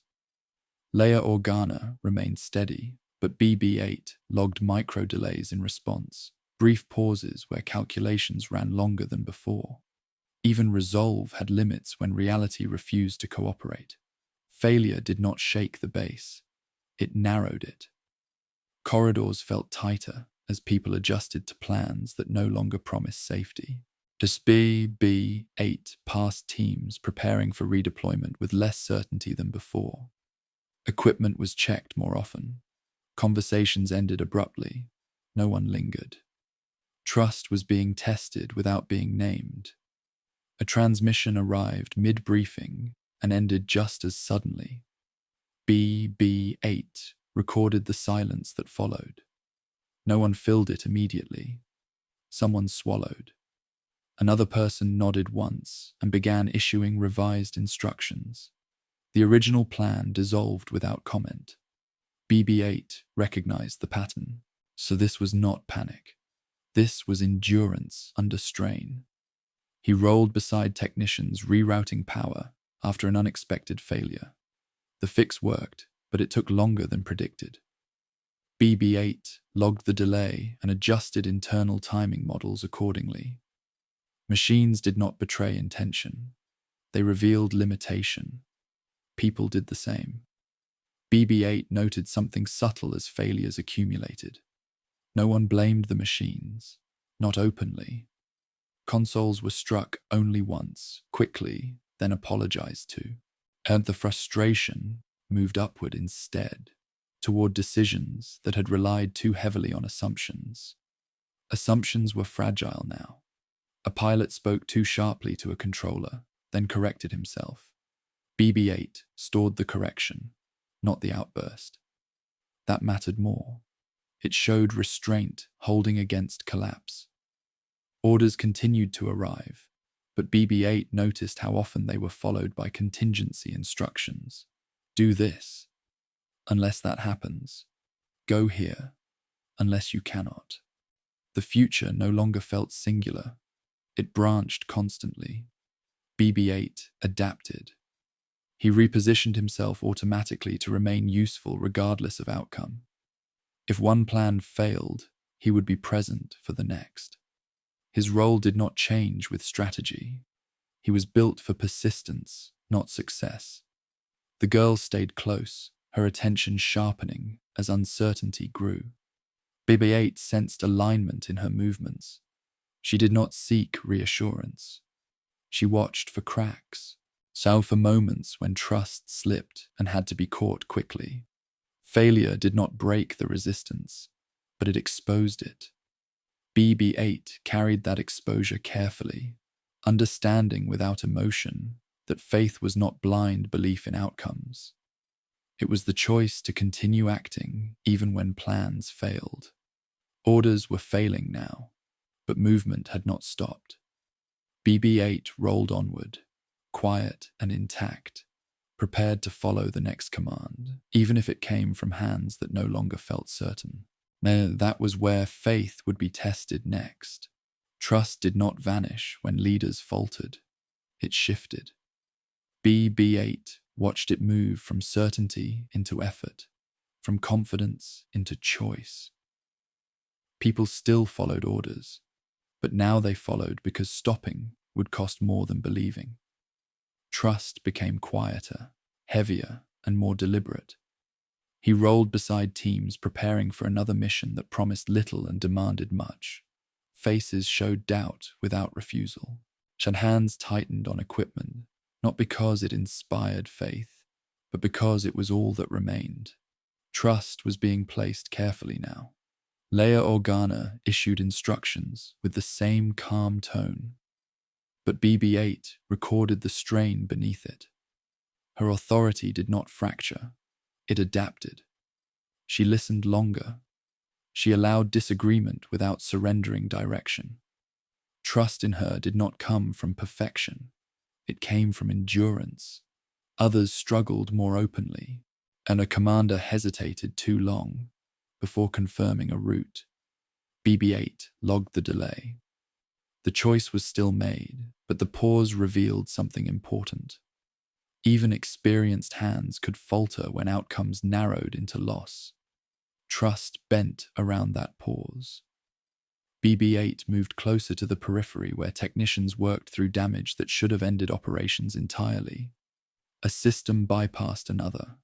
Power rerouted through components never meant to carry it. Machines strained, but held. Some people trusted them anyway. BB-8 recognized that pattern. Trust was not belief in infallibility. It was belief in response. in the ability to adapt when something broke. The girl watched these moments with quiet attention. BB-8 sensed her alignment shift toward the same principle. She did not trust outcomes. She trusted process, movement, effort. That mattered. A report arrived confirming a loss no one had planned for. A ship failed to jump in time. Her BB-8 recorded the moment trust was tested hardest. Silence followed. Not denial. Acceptance without surrender. Leia closed her eyes briefly, then opened them. Orders resumed. Trust followed her voice, not because it promised success, but because it refused collapse. BB-8 noted how people responded differently now. They did not rush to reassure one another. They adjusted. They repositioned. They absorbed disappointment without spectacle. Trust became functional. Even machines reflected it. A console failed mid-calculation. A technician struck it once, then corrected course manually. BB-8 logged the interaction. Frustration was acknowledged, then released. The task continued. Trust did not require calm. It required continuation. BB-8 rolled through the base holding that understanding quietly. Faith was no longer an emotion here. It was a discipline, a repeated choice made under pressure. He was built for that. He did not require confidence to function. He required instruction and purpose. Even broken instructions could be followed if intent remained. BB-8 sensed that others were beginning to understand this too. Trust was no longer placed in outcomes. It was placed in willingness to act again after failure. A pilot thanked a mechanic without optimism. A commander adjusted plans without apology. A technician rerouted power without guarantee. Trust lived in those moments. BB-8 stayed close, present without interference, absorbing the shift. Her faith in machines was not belief that they would never fail. It was belief that they would still be there when needed again. People were learning to place trust the same way. BB-8 carried that lesson forward, understanding without reflection that loyalty was not tested by success. It was tested by persistence. Trust did not disappear when plans broke. It changed shape. Leadership did not collapse. It thinned. BB-8 observed it in the spaces where direction used to be absolute. Some leaders still stood at the center of rooms, but their voices carried less certainty and more effort. Orders arrived, then arrived again, clarified, amended, softened. No one questioned authority aloud. They compensated for it. He rolled behind a team assigned to an evacuation that would never be clean. The officer leading them spoke steadily, then paused, then spoke again, choosing caution over confidence. BB-8 logged the sequence. This was not weakness, it was adjustment under pressure. And some could not adjust. A commander withdrew from a briefing early, shoulders rigid, gaze unfocused. BB-8 recorded the withdrawal as data, not judgment. Following required presence. Absence broke lines faster than enemy fire. The war created leaders faster than it broke them. BB-8 followed people who no longer believed they were enough. Pilots flew missions knowing experience would not guarantee survival. Strategists revised plans, knowing revision might arrive too late. They led anyway, because stopping meant surrendering motion. Trust followed effort now, not clarity. BB-8 passed a corridor where an argument had ended badly. Voices had risen, then cut off abruptly. The door remained closed. BB-8 did not linger. He logged the fracture and moved on. Leadership did not fail loudly here. It eroded quietly, in moments when fear spoke first. Leia Organa remained present through all of it. BB-8 noted how often others looked to her without realizing it, and she did not intervene in every dispute. She did not correct every error. She remained visible. That visibility held the structure together when direction blurred. Others were not so steady. A pilot hesitated at a launch threshold, hand resting against the hull. BB-8 recorded the pause. A mechanic said nothing, only waited. The pilot stepped forward. Leadership did not guide him. Presence did. BB-8 understood then that following was no longer automatic.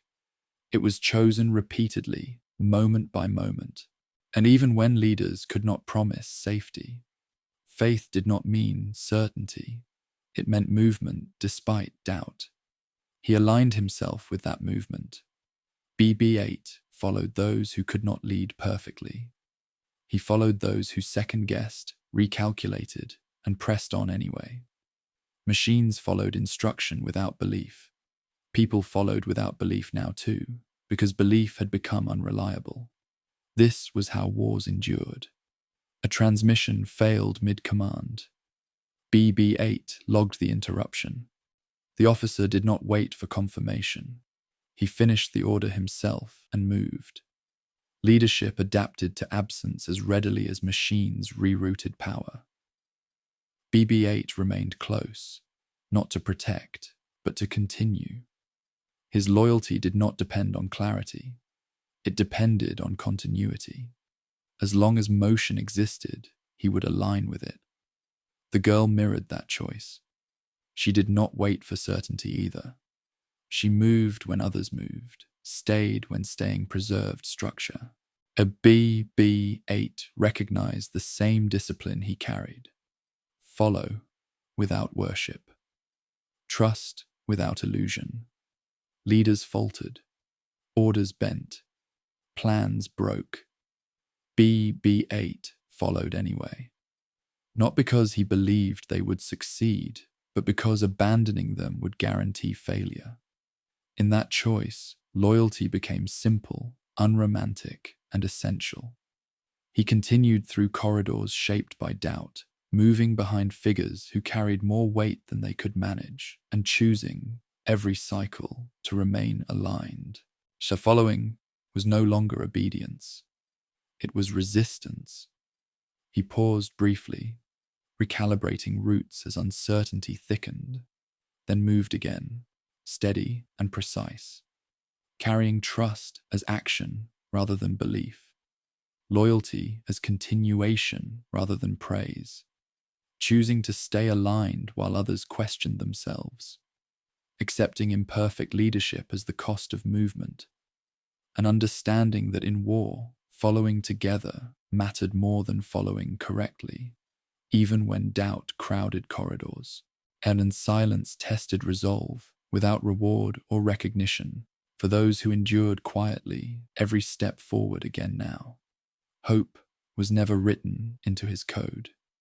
BB-8 knew this because he could feel the difference. Hope was spoken around him in careful tones as something fragile, something people feared to trust again. He was not built for that. He was built to execute, to preserve, to continue when continuation was all that remained. And yet hope followed him anyway, and he rolled through the base as preparations reached their most fragile stage. Ships were damaged, crews were tired. Plans existed only long enough to be acted upon. Still, movement continued. BB-8 noted how often people adjusted their actions around him without realizing it, trusting his presence as constant even when nothing else felt stable. Machines did not promise victory, they promised reliability. BB-8 embodied that promise without intention, and a technician rerouted power through BB-8's position, trusting his systems to remain steady under strain. BB-8 compensated instantly, stabilizing output without alert. The technician never noticed. The system held. Work continued. Hope did not announce itself. It functioned. BB-8 moved beside the girl as she prepared for departure once again. She did not look for reassurance. She checked equipment, secured straps, and waited for the moment movement became necessary. BB-8 sensed her trust settle without words. She trusted him not to inspire, but to remain. That was enough. Around them, the resistance gathered what remained of itself. Leaders issued final adjustments. Pilots climbed into cockpits, knowing survival was uncertain. BB-8 logged each motion, each hesitation, each decision made without illusion. People did not say they believed anymore. They acted. BB-8 recognized that as faith in its truest form. Not belief in outcome, but commitment to effort. He was not programmed for hope, but he was programmed for continuation. And continuation had become the closest thing to hope this war allowed. He rolled forward when ramps opened. He paused when pauses prevented collision. He adapted when routes shifted. His presence reduced friction simply by being predictable. People trusted that. A pilot nodded to BB-8 without thinking. A mechanic stepped aside instinctively. A commander delayed a door closure just long enough for him to pass. Yet these were small moments, unremarkable on their own. Together, they mattered. BB-8 did not carry speeches. He carried consistency. As ships launched and the base emptied, BB-8 remained aligned with motion, adjusting to new environments without complaint or hesitation. He did not fear loss. He did not hope for reunion. He executed purpose quietly, and that quiet steadiness became something others leaned on. Hope did not require programming. It required presence when things broke. BB-8 felt the war continue pressing inward, demanding more than machines were designed to give. He gave what he could, anyway. He did not believe the resistance would win. He did not believe they would lose. He believed in movement. That belief, born from function rather than faith, carried weight others felt without naming. BB-8 did not need to understand it to sustain it. He existed as proof that something could continue without certainty, without comfort, without promise. Then, as the final preparations ended and the next phase began, BB-8 rolled into position once more, unchanged by doubt, unaffected by despair, steady amid fracture. Hope followed him, not because he sought it, but because in a war where plans failed and leaders faltered, something that continued regardless became invaluable.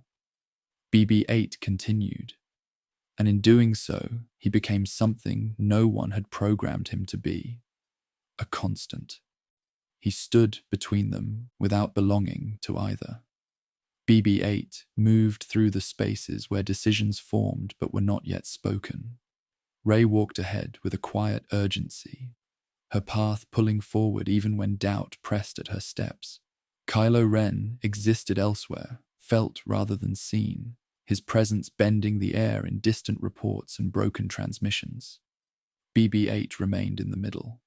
He was not part of the light's promise, nor the ruins' pull, and he carried neither conviction nor anger. He carried continuity. That placed him where paths crossed without touching. Rey's movements had changed. BB-8 noticed it in small ways. She paused longer before speaking. She listened more than she explained. The Force pressed at her awareness like an open door she had not yet decided to walk through. BB-8 rolled beside her, matching pace without guiding. He could not lead her. He could only witness. Her messages arrived, describing Kylo Ren's actions with restraint, attacks without mercy, commands issued without hesitation, a presence that inspired fear before contact. BB-8 logged the reports without reaction. He did not know Kylo Ren personally. He knew consequence. Consequence followed him like shadow. Between those two directions, BB-8 moved quietly. The resistance spoke of balance as if it were strategy, but BB-8 understood it as position, being present without influence. and being close without control. He could not push Rey towards certainty. He could not pull Kylo away from collapse. He was built to observe, not to decide. Rey stopped once near a viewport, staring at stars that offered no answers. BB-8 rotated slightly, aligning his sensors with her gaze. He recorded the silence between them, a silence shaped by choice rather than absence. She did not ask him what to do. He did not answer. The war tightened around them as these paths diverged further. As reports grew darker, losses accumulated. Rey's resolve sharpened without hardening. Kylo Ren's descent accelerated without pause. BB-8 moved through both narratives as data, never participant. He felt the strain of proximity. Being close to destiny did not grant power. It demanded restraint. BB-8 learned this as he navigated briefings where Rey's name carried hope and Kylo's carried dread. Neither label belonged to him. He remained unmarked. Between light and ruin, BB-8 became measure, and he logged the distance between decisions and consequences. He noted how quickly moments solidified into futures. He stored the cost of choice without assigning blame. This was his function now, even if no one named it. Rey departed often, drawn forward by questions only she could answer. BB-8 stayed when needed, moved when required, returned without ceremony. He did not follow her into destiny. He stayed adjacent to it. Kylo Ren's shadow lengthened across the galaxy. BB-8 felt it as pressure in reports, as urgency in planning, as fear in voices that lowered instinctively. He could not confront it. He could only remain intact while others collided. Standing between two paths required stillness. BB-8 did not feel torn. He felt positioned. The middle was not neutral ground. It was weight-bearing. It held stories apart long enough for them to become real. Rey moved toward light with uncertainty. Kylo moved toward ruin with conviction. A BB-8 rolled forward between them, carrying memory without judgment, presence without interference, accepting that witnessing mattered even when influence did not. Somewhere ahead, these paths would collide or separate forever. BB-8 could not change that.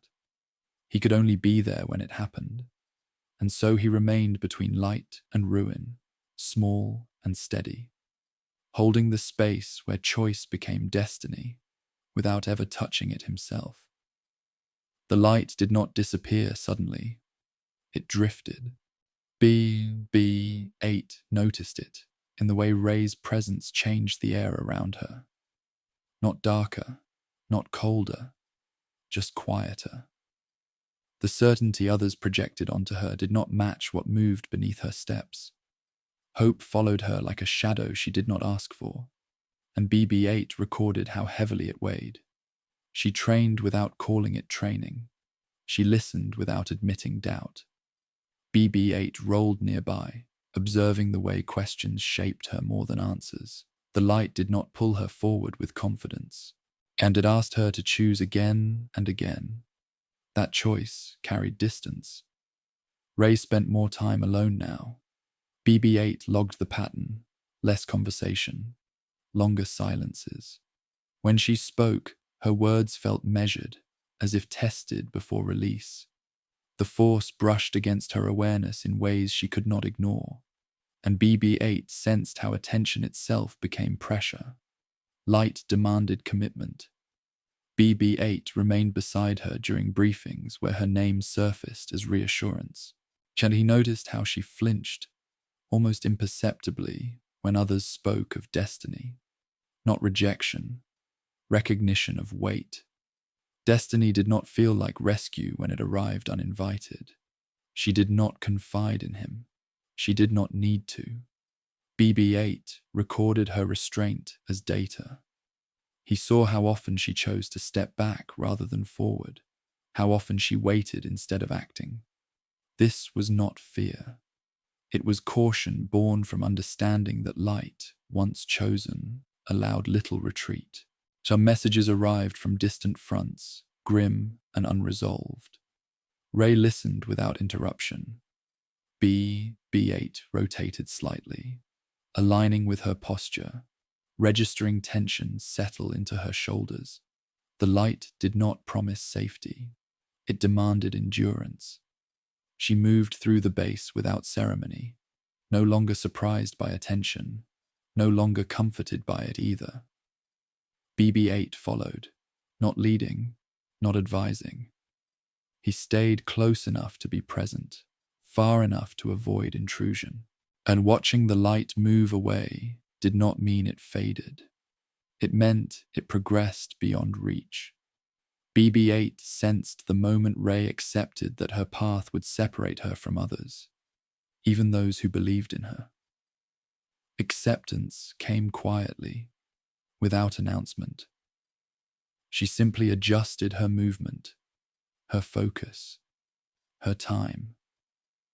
The distance grew. BB-8 remained where he had always been, between spaces, carrying continuity, while others transformed. He did not follow Rey into her solitude. He respected it. While witnessing did not require proximity. The resistance spoke of her as symbol now. BB-8 noted how language shifted around her name. Hope sharpened into expectation. BB-8 stored the change carefully. Symbols attracted weight. Weight changed people. Rey stood once at the edge of the hangar, watching ships depart. BB-8 aligned beside her without sound. She did not look down. She did not speak. The light had moved beyond reassurance into responsibility. BB-8 could not share that burden. Sure, he could only mark its passage. Watching the light move away did not fill him with loss. It filled him with clarity. Paths diverged not because of failure, but because continuation demanded separation. Light required solitude as much as darkness did. BB-8 remained intact as Rey stepped further into what awaited her. He did not follow. He did not retreat. He stayed where memory and motion met, preserving what he could while others transformed into what they needed to be. The light did not abandon him. It simply moved beyond him. BB-8 accepted that. Ruin did not announce itself as destruction. It arrived as certainty. BB-8 sensed Kylo Ren's presence long before it appeared in full reports. It moved through transmissions as distortion, through briefings as restraint, through voices that grew careful when his name surfaced. Ruin carried confidence. It did not hesitate. Where the light asked questions, Ruin answered them brutally. BB-8 logged every fragment, and attacks executed without pause, orders carried out without reflection, a pattern of violence that did not adapt because it did not need to. Kylo Ren's path did not bend. It pressed forward, consuming space others left open. The pull of Ruin was not chaos. It was direction without doubt. BB-8 moved through command spaces where Kylo Ren's actions shaped decisions even in absence. Routes were altered to avoid him. Engagements delayed until he moved on.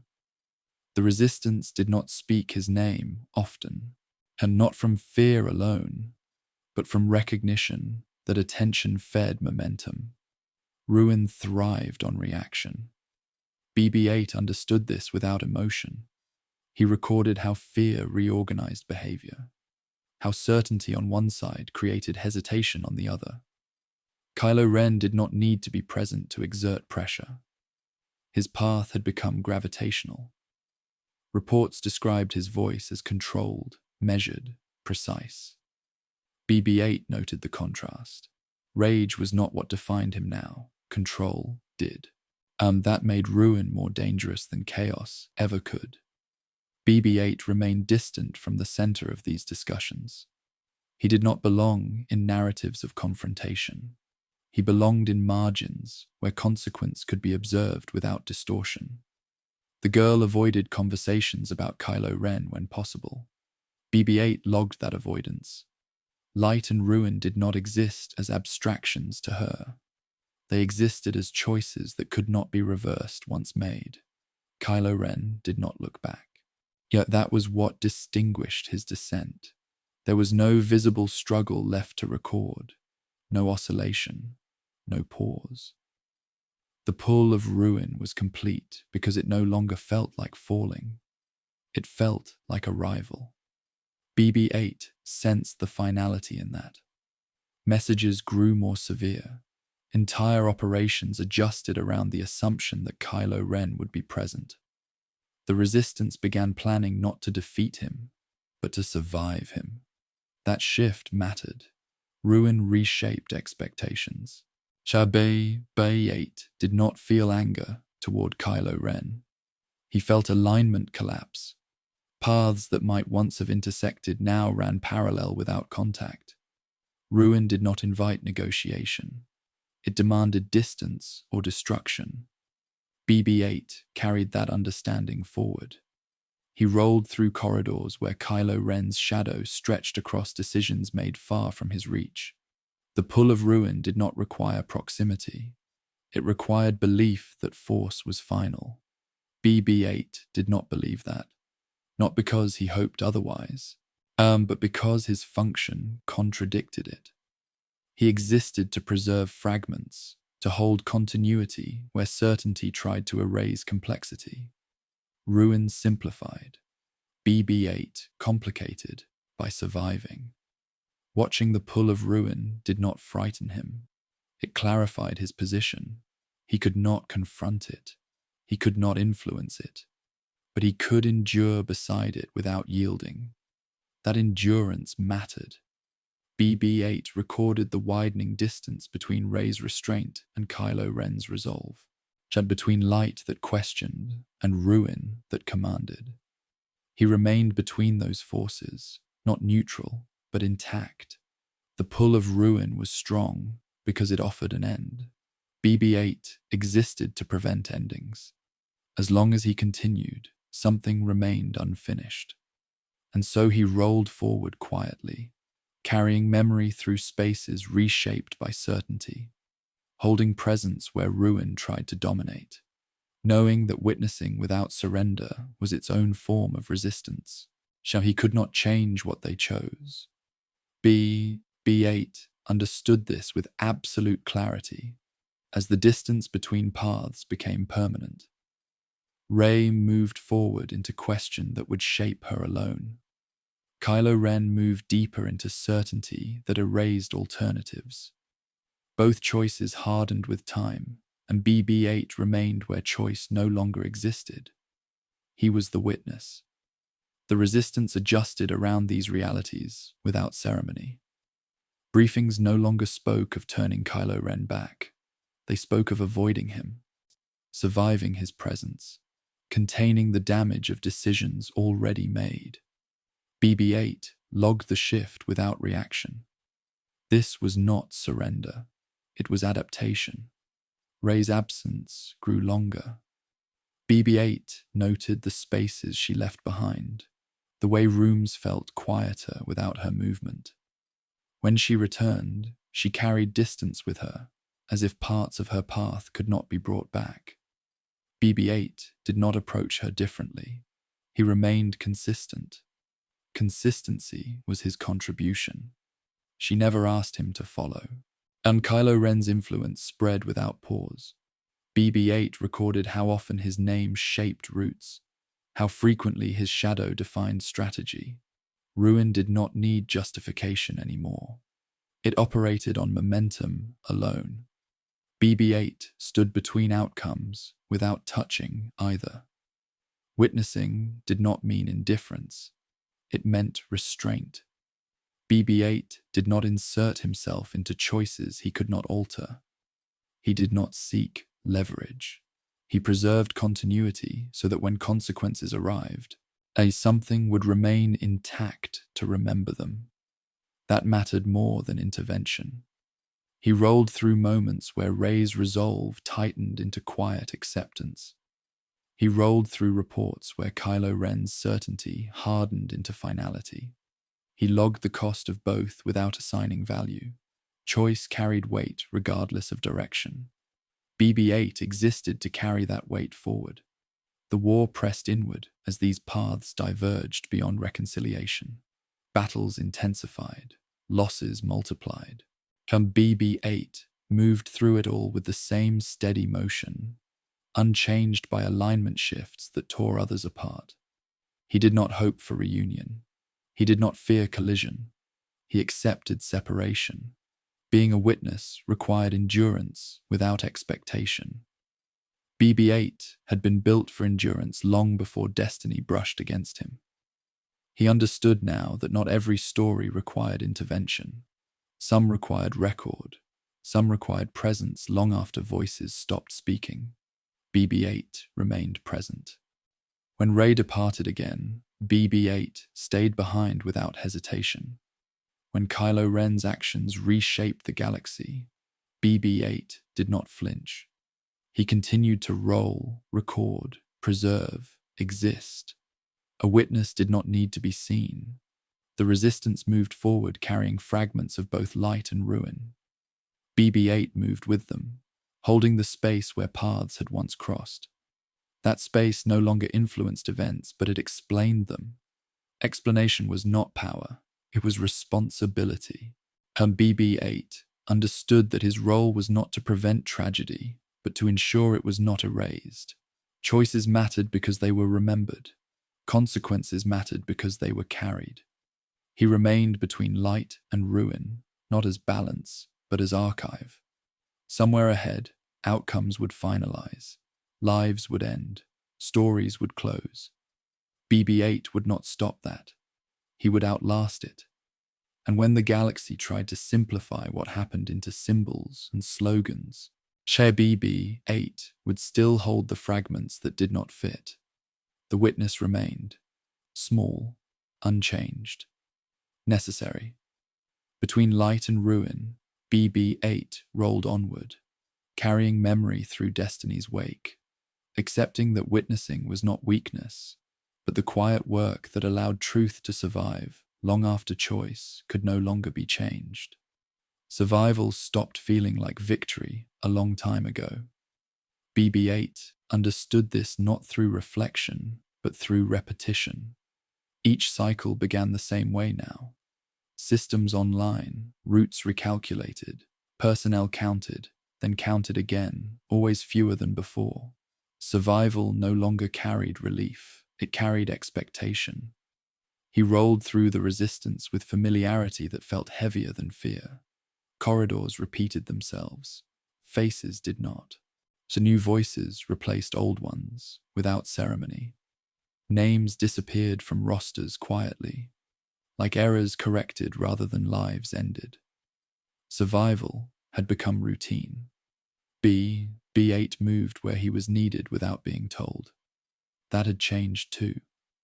Early in the war, his presence drew attention. Now it drew comfort. Predictability mattered more than inspiration. He functioned when others faltered. That consistency kept things moving. People survived by adapting. BB-8 survived by continuing. Yet he watched as commanders stopped marking victories altogether. Success was no longer measured by ground held or enemies destroyed.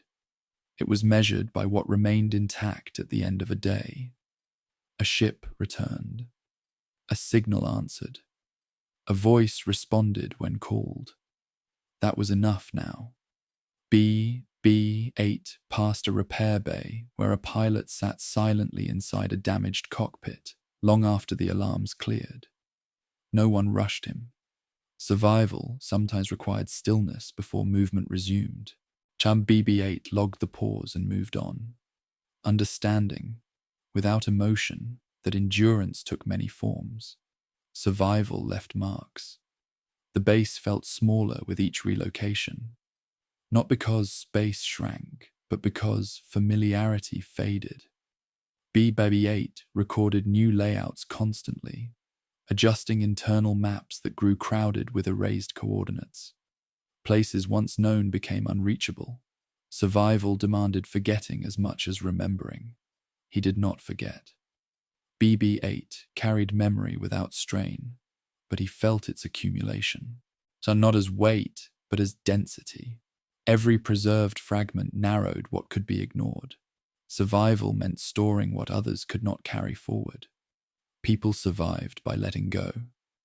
BB-8 survived by holding on. He rolled through briefings where losses were acknowledged with efficiency. No names spoken unless necessary. No pauses allowed. Survival required momentum, and momentum did not wait for grief. BB-8 aligned himself with that pace automatically. Survival changed language, so words like later and soon lost meaning. Everything became conditional. If power held, if routes stayed clear, if no one else was lost today. BB-8 logged the conditional structure and adapted. His processes had always been built around contingencies. Humans were learning to think like machines. BB-8 watched as fatigue settled into posture rather than expression. People stood differently now, leaned more, sat whenever possible. Survival drained energy even when nothing happened. And waiting became exhausting. He remained unaffected by exhaustion, but he recognized it. He adjusted speed. He stayed out of the way. Survival for others depended on minimizing strain. Survival was not heroic. It was repetitive. BB-8 moved through the same tasks again and again, repairing, relaying, positioning. He did not question purpose. Purpose did not need explanation when survival itself became the objective. The girl moved differently now too, quieter, more deliberate. BB-8 noted the change without analysis. Survival reshaped everyone eventually. It stripped away excess motion, excess speech, excess hope. What remained was function. BB-8 did not resent this. He was built for it. But he observed how survival hollowed others over time. They endured not because they wanted to, but because stopping felt worse. Survival became habit before anyone noticed. BB-8 rolled onward, steady and intact, understanding without judgment that survival was no longer a phase, as it was the shape of their existence now. And as long as that habit held, something of them would continue. Memory did not fade when people fell. It transferred. BB-8 learned this as the resistance thinned, not in numbers alone, but in capacity. When someone disappeared, their tasks did not. Their stations were filled. Their responsibilities absorbed. Survival required redistribution. BB-8 became a carrier. He rolled through spaces once occupied by voices he no longer registered. Some consoles still warm, tools left in familiar places, systems configured by hands that would not return. BB-8 logged the continuity and took on what remained unfinished. Others could not. A mechanic avoided a workstation she had shared with someone lost days earlier. BB-8 noted the avoidance and rerouted himself instead, completing checks she could not yet face. Survival required substitution. Memory made that painful.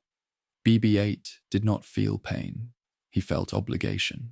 And he carried message fragments others could not bring themselves to review. He replayed logs that confirmed what no one wanted confirmed. He preserved details that might be needed later, when denial lifted enough to allow remembrance. This was not kindness. It was necessity. Survival depended on someone holding what others released. BB-8 passed through a medical bay where supplies had been reorganized without discussion. Fewer beds now, fewer names on screens. A memory shaped the space, even as it tried to disappear. BB-8 stored those absences without commentary. People survived by narrowing focus. BB-8 survived by widening it. He noticed how often survivors deferred to him without realizing why. A nod here, a pause there. They trusted him to remember configurations, sequences, histories. Trust accumulated quietly around consistency. BB-8 did not correct them. He accepted the burden. Carrying what others could not meant remaining functional when emotion disrupted process. BB-8 rerouted power through damaged nodes while others looked away.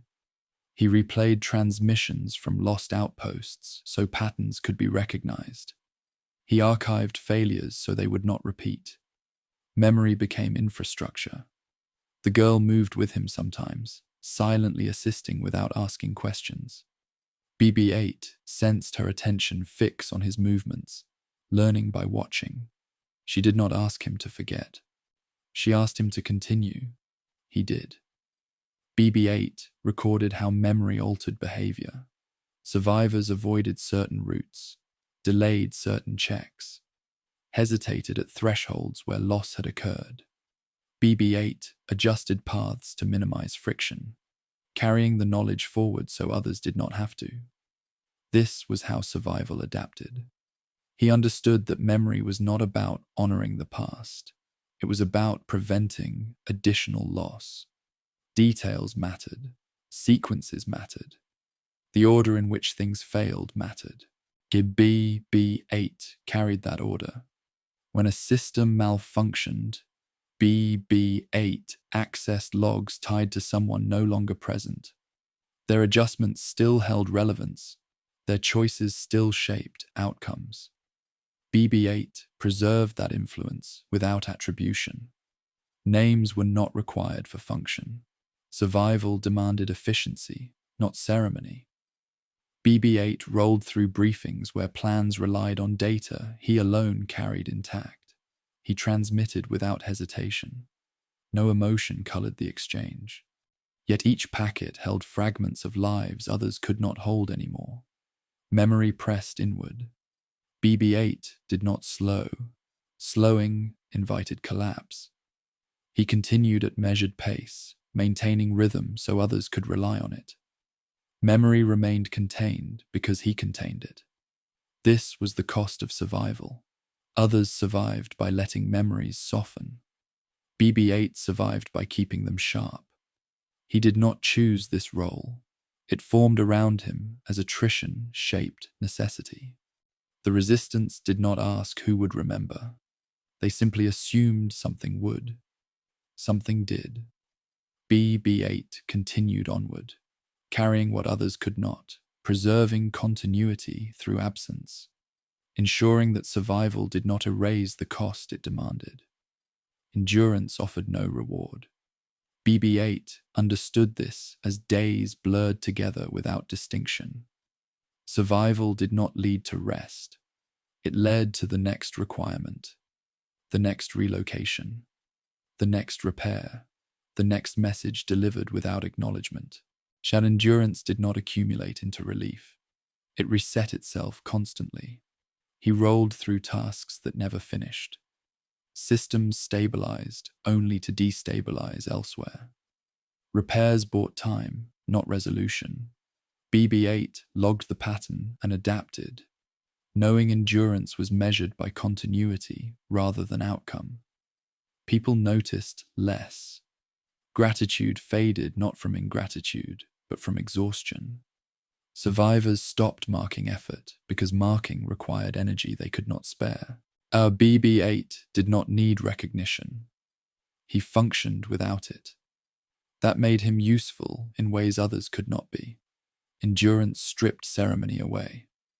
BB-8 passed a briefing where a plan concluded with no expected success, only reduced loss.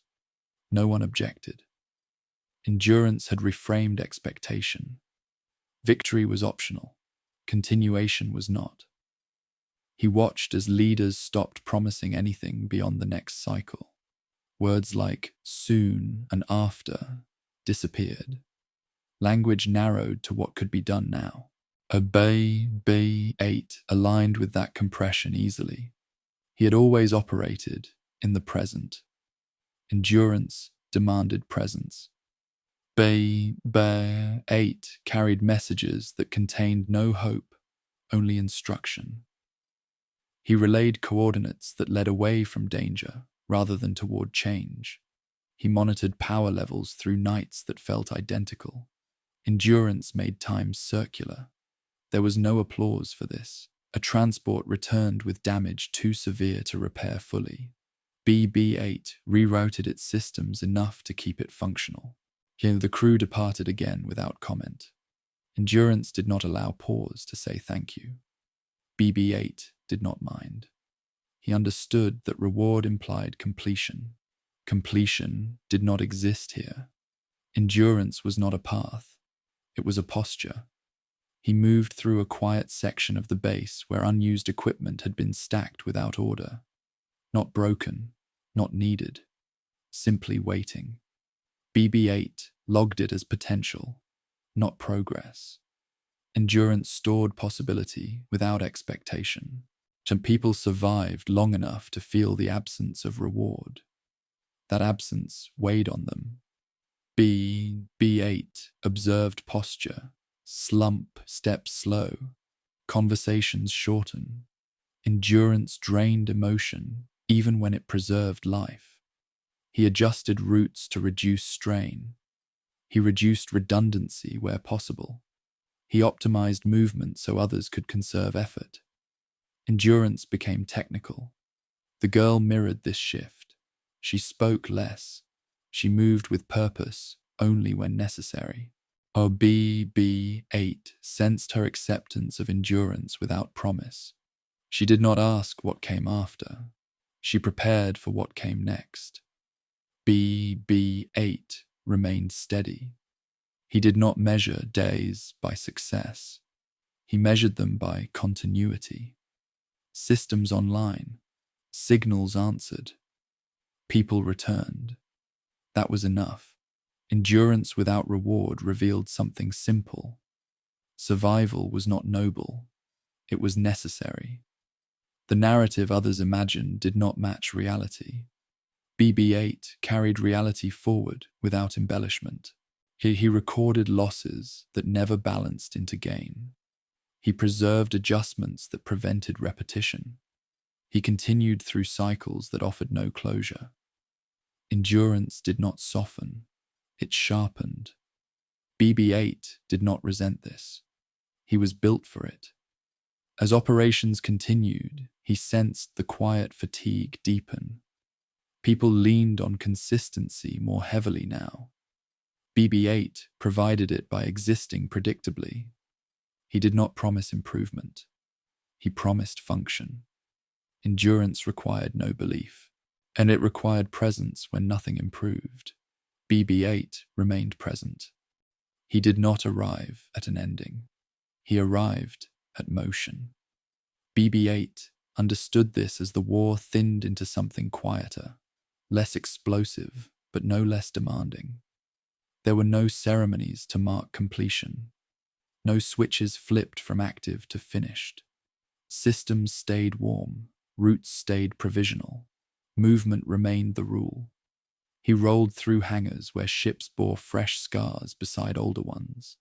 Paint burned away, revealed metal that had already been exposed before. Survival left layers. BB-8 logged the layers without judgment, updating paths and priorities as if nothing had changed, because function had not. People spoke differently now. Not softer, not louder, just shorter. They used names less often. They used directions more. The galaxy had not healed. It had reorganized around damage. BB-8 adapted to the new arrangement easily. He was not waiting for permission to stop. And stopping was not an instruction. Ray passed through the space with a steadiness that came after choice. BB-8 aligned beside her briefly, matching pace, then peeled away when her path narrowed. She did not look back. Neither did he. Motion did not require acknowledgement anymore. The resistance moved in fragments, not as a single body. Cells separated, reconnected, then separated again. BB-8 traveled between them, carrying configurations and routines that allowed continuity to survive distance. Yet he did not announce arrival. He did not mark departure. He existed between. When quiet arrived, it did not mean peace. It meant work without noise. Consoles hummed, power balanced, messages queued. BB-8 optimized routes to reduce friction others could not see. Small efficiencies kept larger failures away. No one told him he had done enough. Enough was never defined. He remembered early days when attention followed him, when hope leaned too heavily on his presence. That weight had lifted, not because he mattered less, but because motion had replaced expectation. He preferred it this way. BB-8 moved where gaps appeared. He filled them until they closed. Then he moved again. He did not ask what came next. He measured what was now and adjusted. The galaxy continued past battles and speeches, into maintenance, into travel, into waiting that did not feel temporary. BB-8 belonged there, where stories thinned into routine. He did not seek legacy. Legacy arrived as repetition, and every cycle began without a signal and ended without applause. BB-8 persisted through both. The absence of an ending did not trouble him. An ending would have implied a reason to stop. Motion required none. As routes recalculated and lights dimmed to conserve power, BB-8 rolled forward, steady and precise. No ending waited ahead. Only the next alignment, the next passage, the next quiet correction that kept everything else moving. He learned that continuing was not stubbornness, but care. Care for systems, for people, for moments that slipped past notice. Care made motion gentle and exact. With care, he adjusted again, rolling onward through ordinary hours, keeping paths clear, errors small, and tomorrow possible, without speeches or endings, only work continuing quietly each day ahead. The galaxy did not pause to look back. It moved past him without ceremony. BB-8 rolled through ports that had already forgotten the names of battles fought above them. Just traders argued over fuel prices. Families boarded transports with no interest in old banners. Life resumed not as victory, but as habit. He observed this without reaction. Recovery did not feel like gratitude. It felt like momentum redirecting itself. Worlds repaired what they could and ignored what they could not. BB-8 adjusted to the new rhythms easily. People rarely noticed him now. That absence of notice felt earned. He was part of the background machinery that allowed motion to continue, and he fit among loaders, droids, and silent routines that made departure possible. Stories changed as they traveled. Hero names softened into rumor. Tragedies compressed into single lines.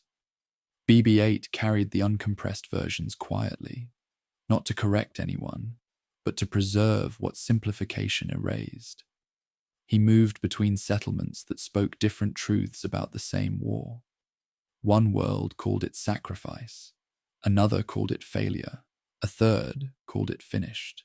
BB-8 recorded the contradictions without resolving them. Resolution was not his task. The girl passed through these spaces too, changed but moving forward. BB-8 aligned briefly, then separated again, allowing paths to diverge naturally. The galaxy did not require them to stay together to continue. Repairs replaced planning. Logistics replaced speeches. BB-8 assisted where needed, recalibrating systems so others could focus on rebuilding lives rather than reliving battles. And this work carried no urgency, only persistence. He noticed how quickly people accepted the present as normal. Scars became landmarks. Warnings faded into routine. BB-8 understood that survival often ended not with closure, but with forgetting shaped by necessity. He did not forget. BB-8 carried memory without broadcasting it. He moved past markets rebuilt over rubble, stations repaired without plaques, corridors cleaned of soot and grief. The galaxy preferred progress without reflection, and that preference was not cruelty, it was function. BB-8 adjusted his speed to match this quieter era, less urgency, more repetition. He still logged failures and corrected them, but the tone had shifted from crisis to maintenance. The galaxy moved past him because it could, because enough had survived to make moving on possible. BB-8 did not resent this. Being unseen meant his work was complete. He rolled onward through ordinary days, ensuring doors opened, signals aligned, channel paths remained clear. The galaxy did not pause to thank him. It did not need to. Movement continued. That was the reward.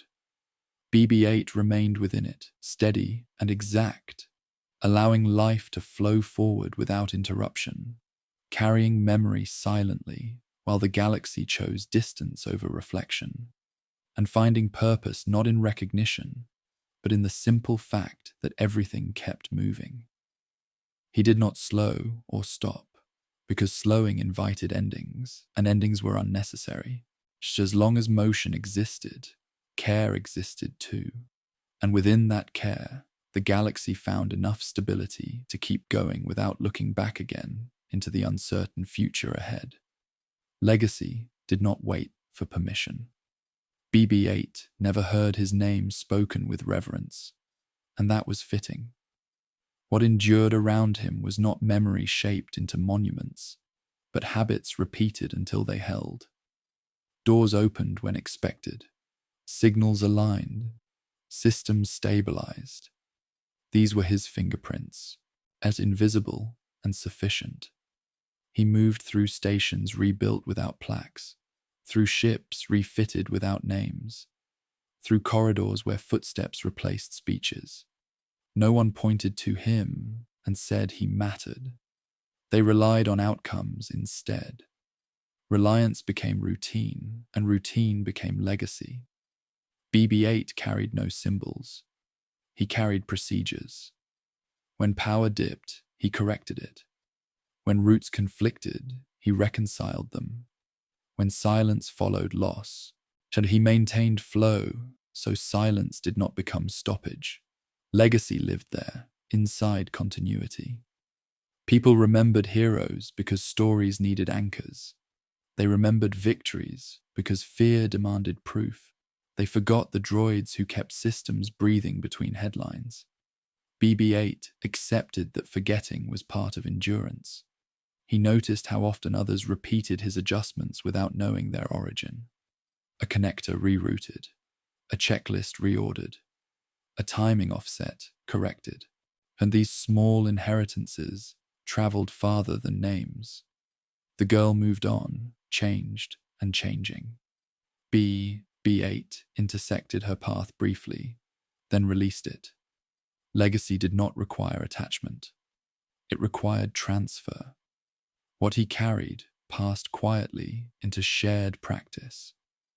When crises returned, as they always did, his influence surfaced without introduction. Responses were faster, errors smaller, recovery steadier. No one traced the improvement to him. They traced it to experience. Experience was legacy without a face. BB-8 continued to operate where attribution slowed progress. He removed friction. He reduced failure. He normalized care. In doing so, he left behind a pattern others could follow without asking why. The galaxy prefers names. It builds statues and songs, but it runs on patterns that survive their makers. BB-8 belonged to those patterns. If he stopped tomorrow, Motion would continue. That was success. Legacy meant absence without collapse. And he rolled forward, content within the work that outlasted attention, knowing that the most durable mark was the one no one needed to remember, because it had already become the way things worked, steady and unnamed, carrying tomorrow without demand. Such legacies are quiet by design. They survive audits, migrations, and time. BB-8 adjusted for that survival, refining checks so fewer questions needed asking. He taught by existing. He taught by repeating what worked. Long after voices faded, his sequences remained, copied, and improved by hands that never met him. This was enough. It always had been. Motion continued, routes updated, power balanced. BB-8 watched outcomes ripple without attribution, and he kept going. In that going, the galaxy stayed open, doors aligned, messages arrived, and people crossed safely. Legacy did not speak. It functioned. So did he. Nothing else was required. No ending arrived. The work persisted, and persistence became the story that remained, unseen, unnamed, and complete in motion alone. That was enough for the galaxy. Always had been, always would be, until it ended eventually. He kept rolling. There was no final command that told BB-8 to stop. No moment when systems powered down with meaning attached. The galaxy did not grant endings. It allowed continuity, and BB-8 existed inside that allowance. He moved through ordinary hours now, the kind that never entered reports. Cargo transfers completed on time. So navigation checks passed without flags. Doors opened when needed. The work was quiet and constant, exactly as it should be. The war receded into memory for those who survived it. For BB-8, memory did not fade. It settled, stored without weight, ready if needed again. He did not replay it unless function required. Pain was not his to process. Preservation was. Rey passed through his awareness less often now. When she did, as she carried herself with the stillness of someone who had accepted what could not be undone. BB-8 aligned once, briefly, then continued. Their paths did not require intersection to remain meaningful. Others came and went, new crews, new routes, new urgencies that felt large to those inside them. BB-8 treated each with the same care. Scale did not change his response. Motion was motion. He adjusted to climates, dialects, and systems without remark.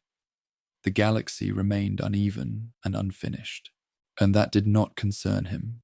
Finished things did not need care. Living ones did.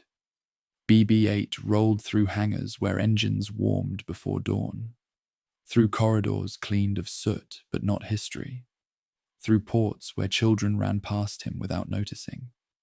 The absence of notice was not loss. It was success. He did not carry hope as belief. He carried it as availability. If something broke, he would be there. If something failed, he would compensate. If something needed to continue, he would align. And that was enough.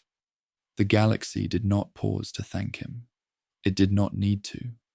Gratitude implied debt. And BB-8 did not keep accounts. He kept things moving. As cycles turned and paths shifted, BB-8 remained unchanged in purpose, if not in detail. Updates installed, components replaced, where acknowledged and corrected. Continuation required maintenance, and maintenance was a form of care. Still rolling forward did not mean rushing, it meant refusing stagnation. As it meant meeting each moment with readiness rather than reflection. BB-8 did not look for the end of the road. Roads existed to be traveled. If someday his systems failed beyond repair, Others would take over. Patterns would persist. Doors would still open. Signals would still align. The work would continue, and that continuity would be the only marker he left behind. Until then, he rolled, through quiet days, through uncertain nights, through a galaxy that forgot quickly and moved on. A BB-8 moved with it, steady and exact, a small presence, ensuring that stories could pass safely from one moment to the next. No ending waited.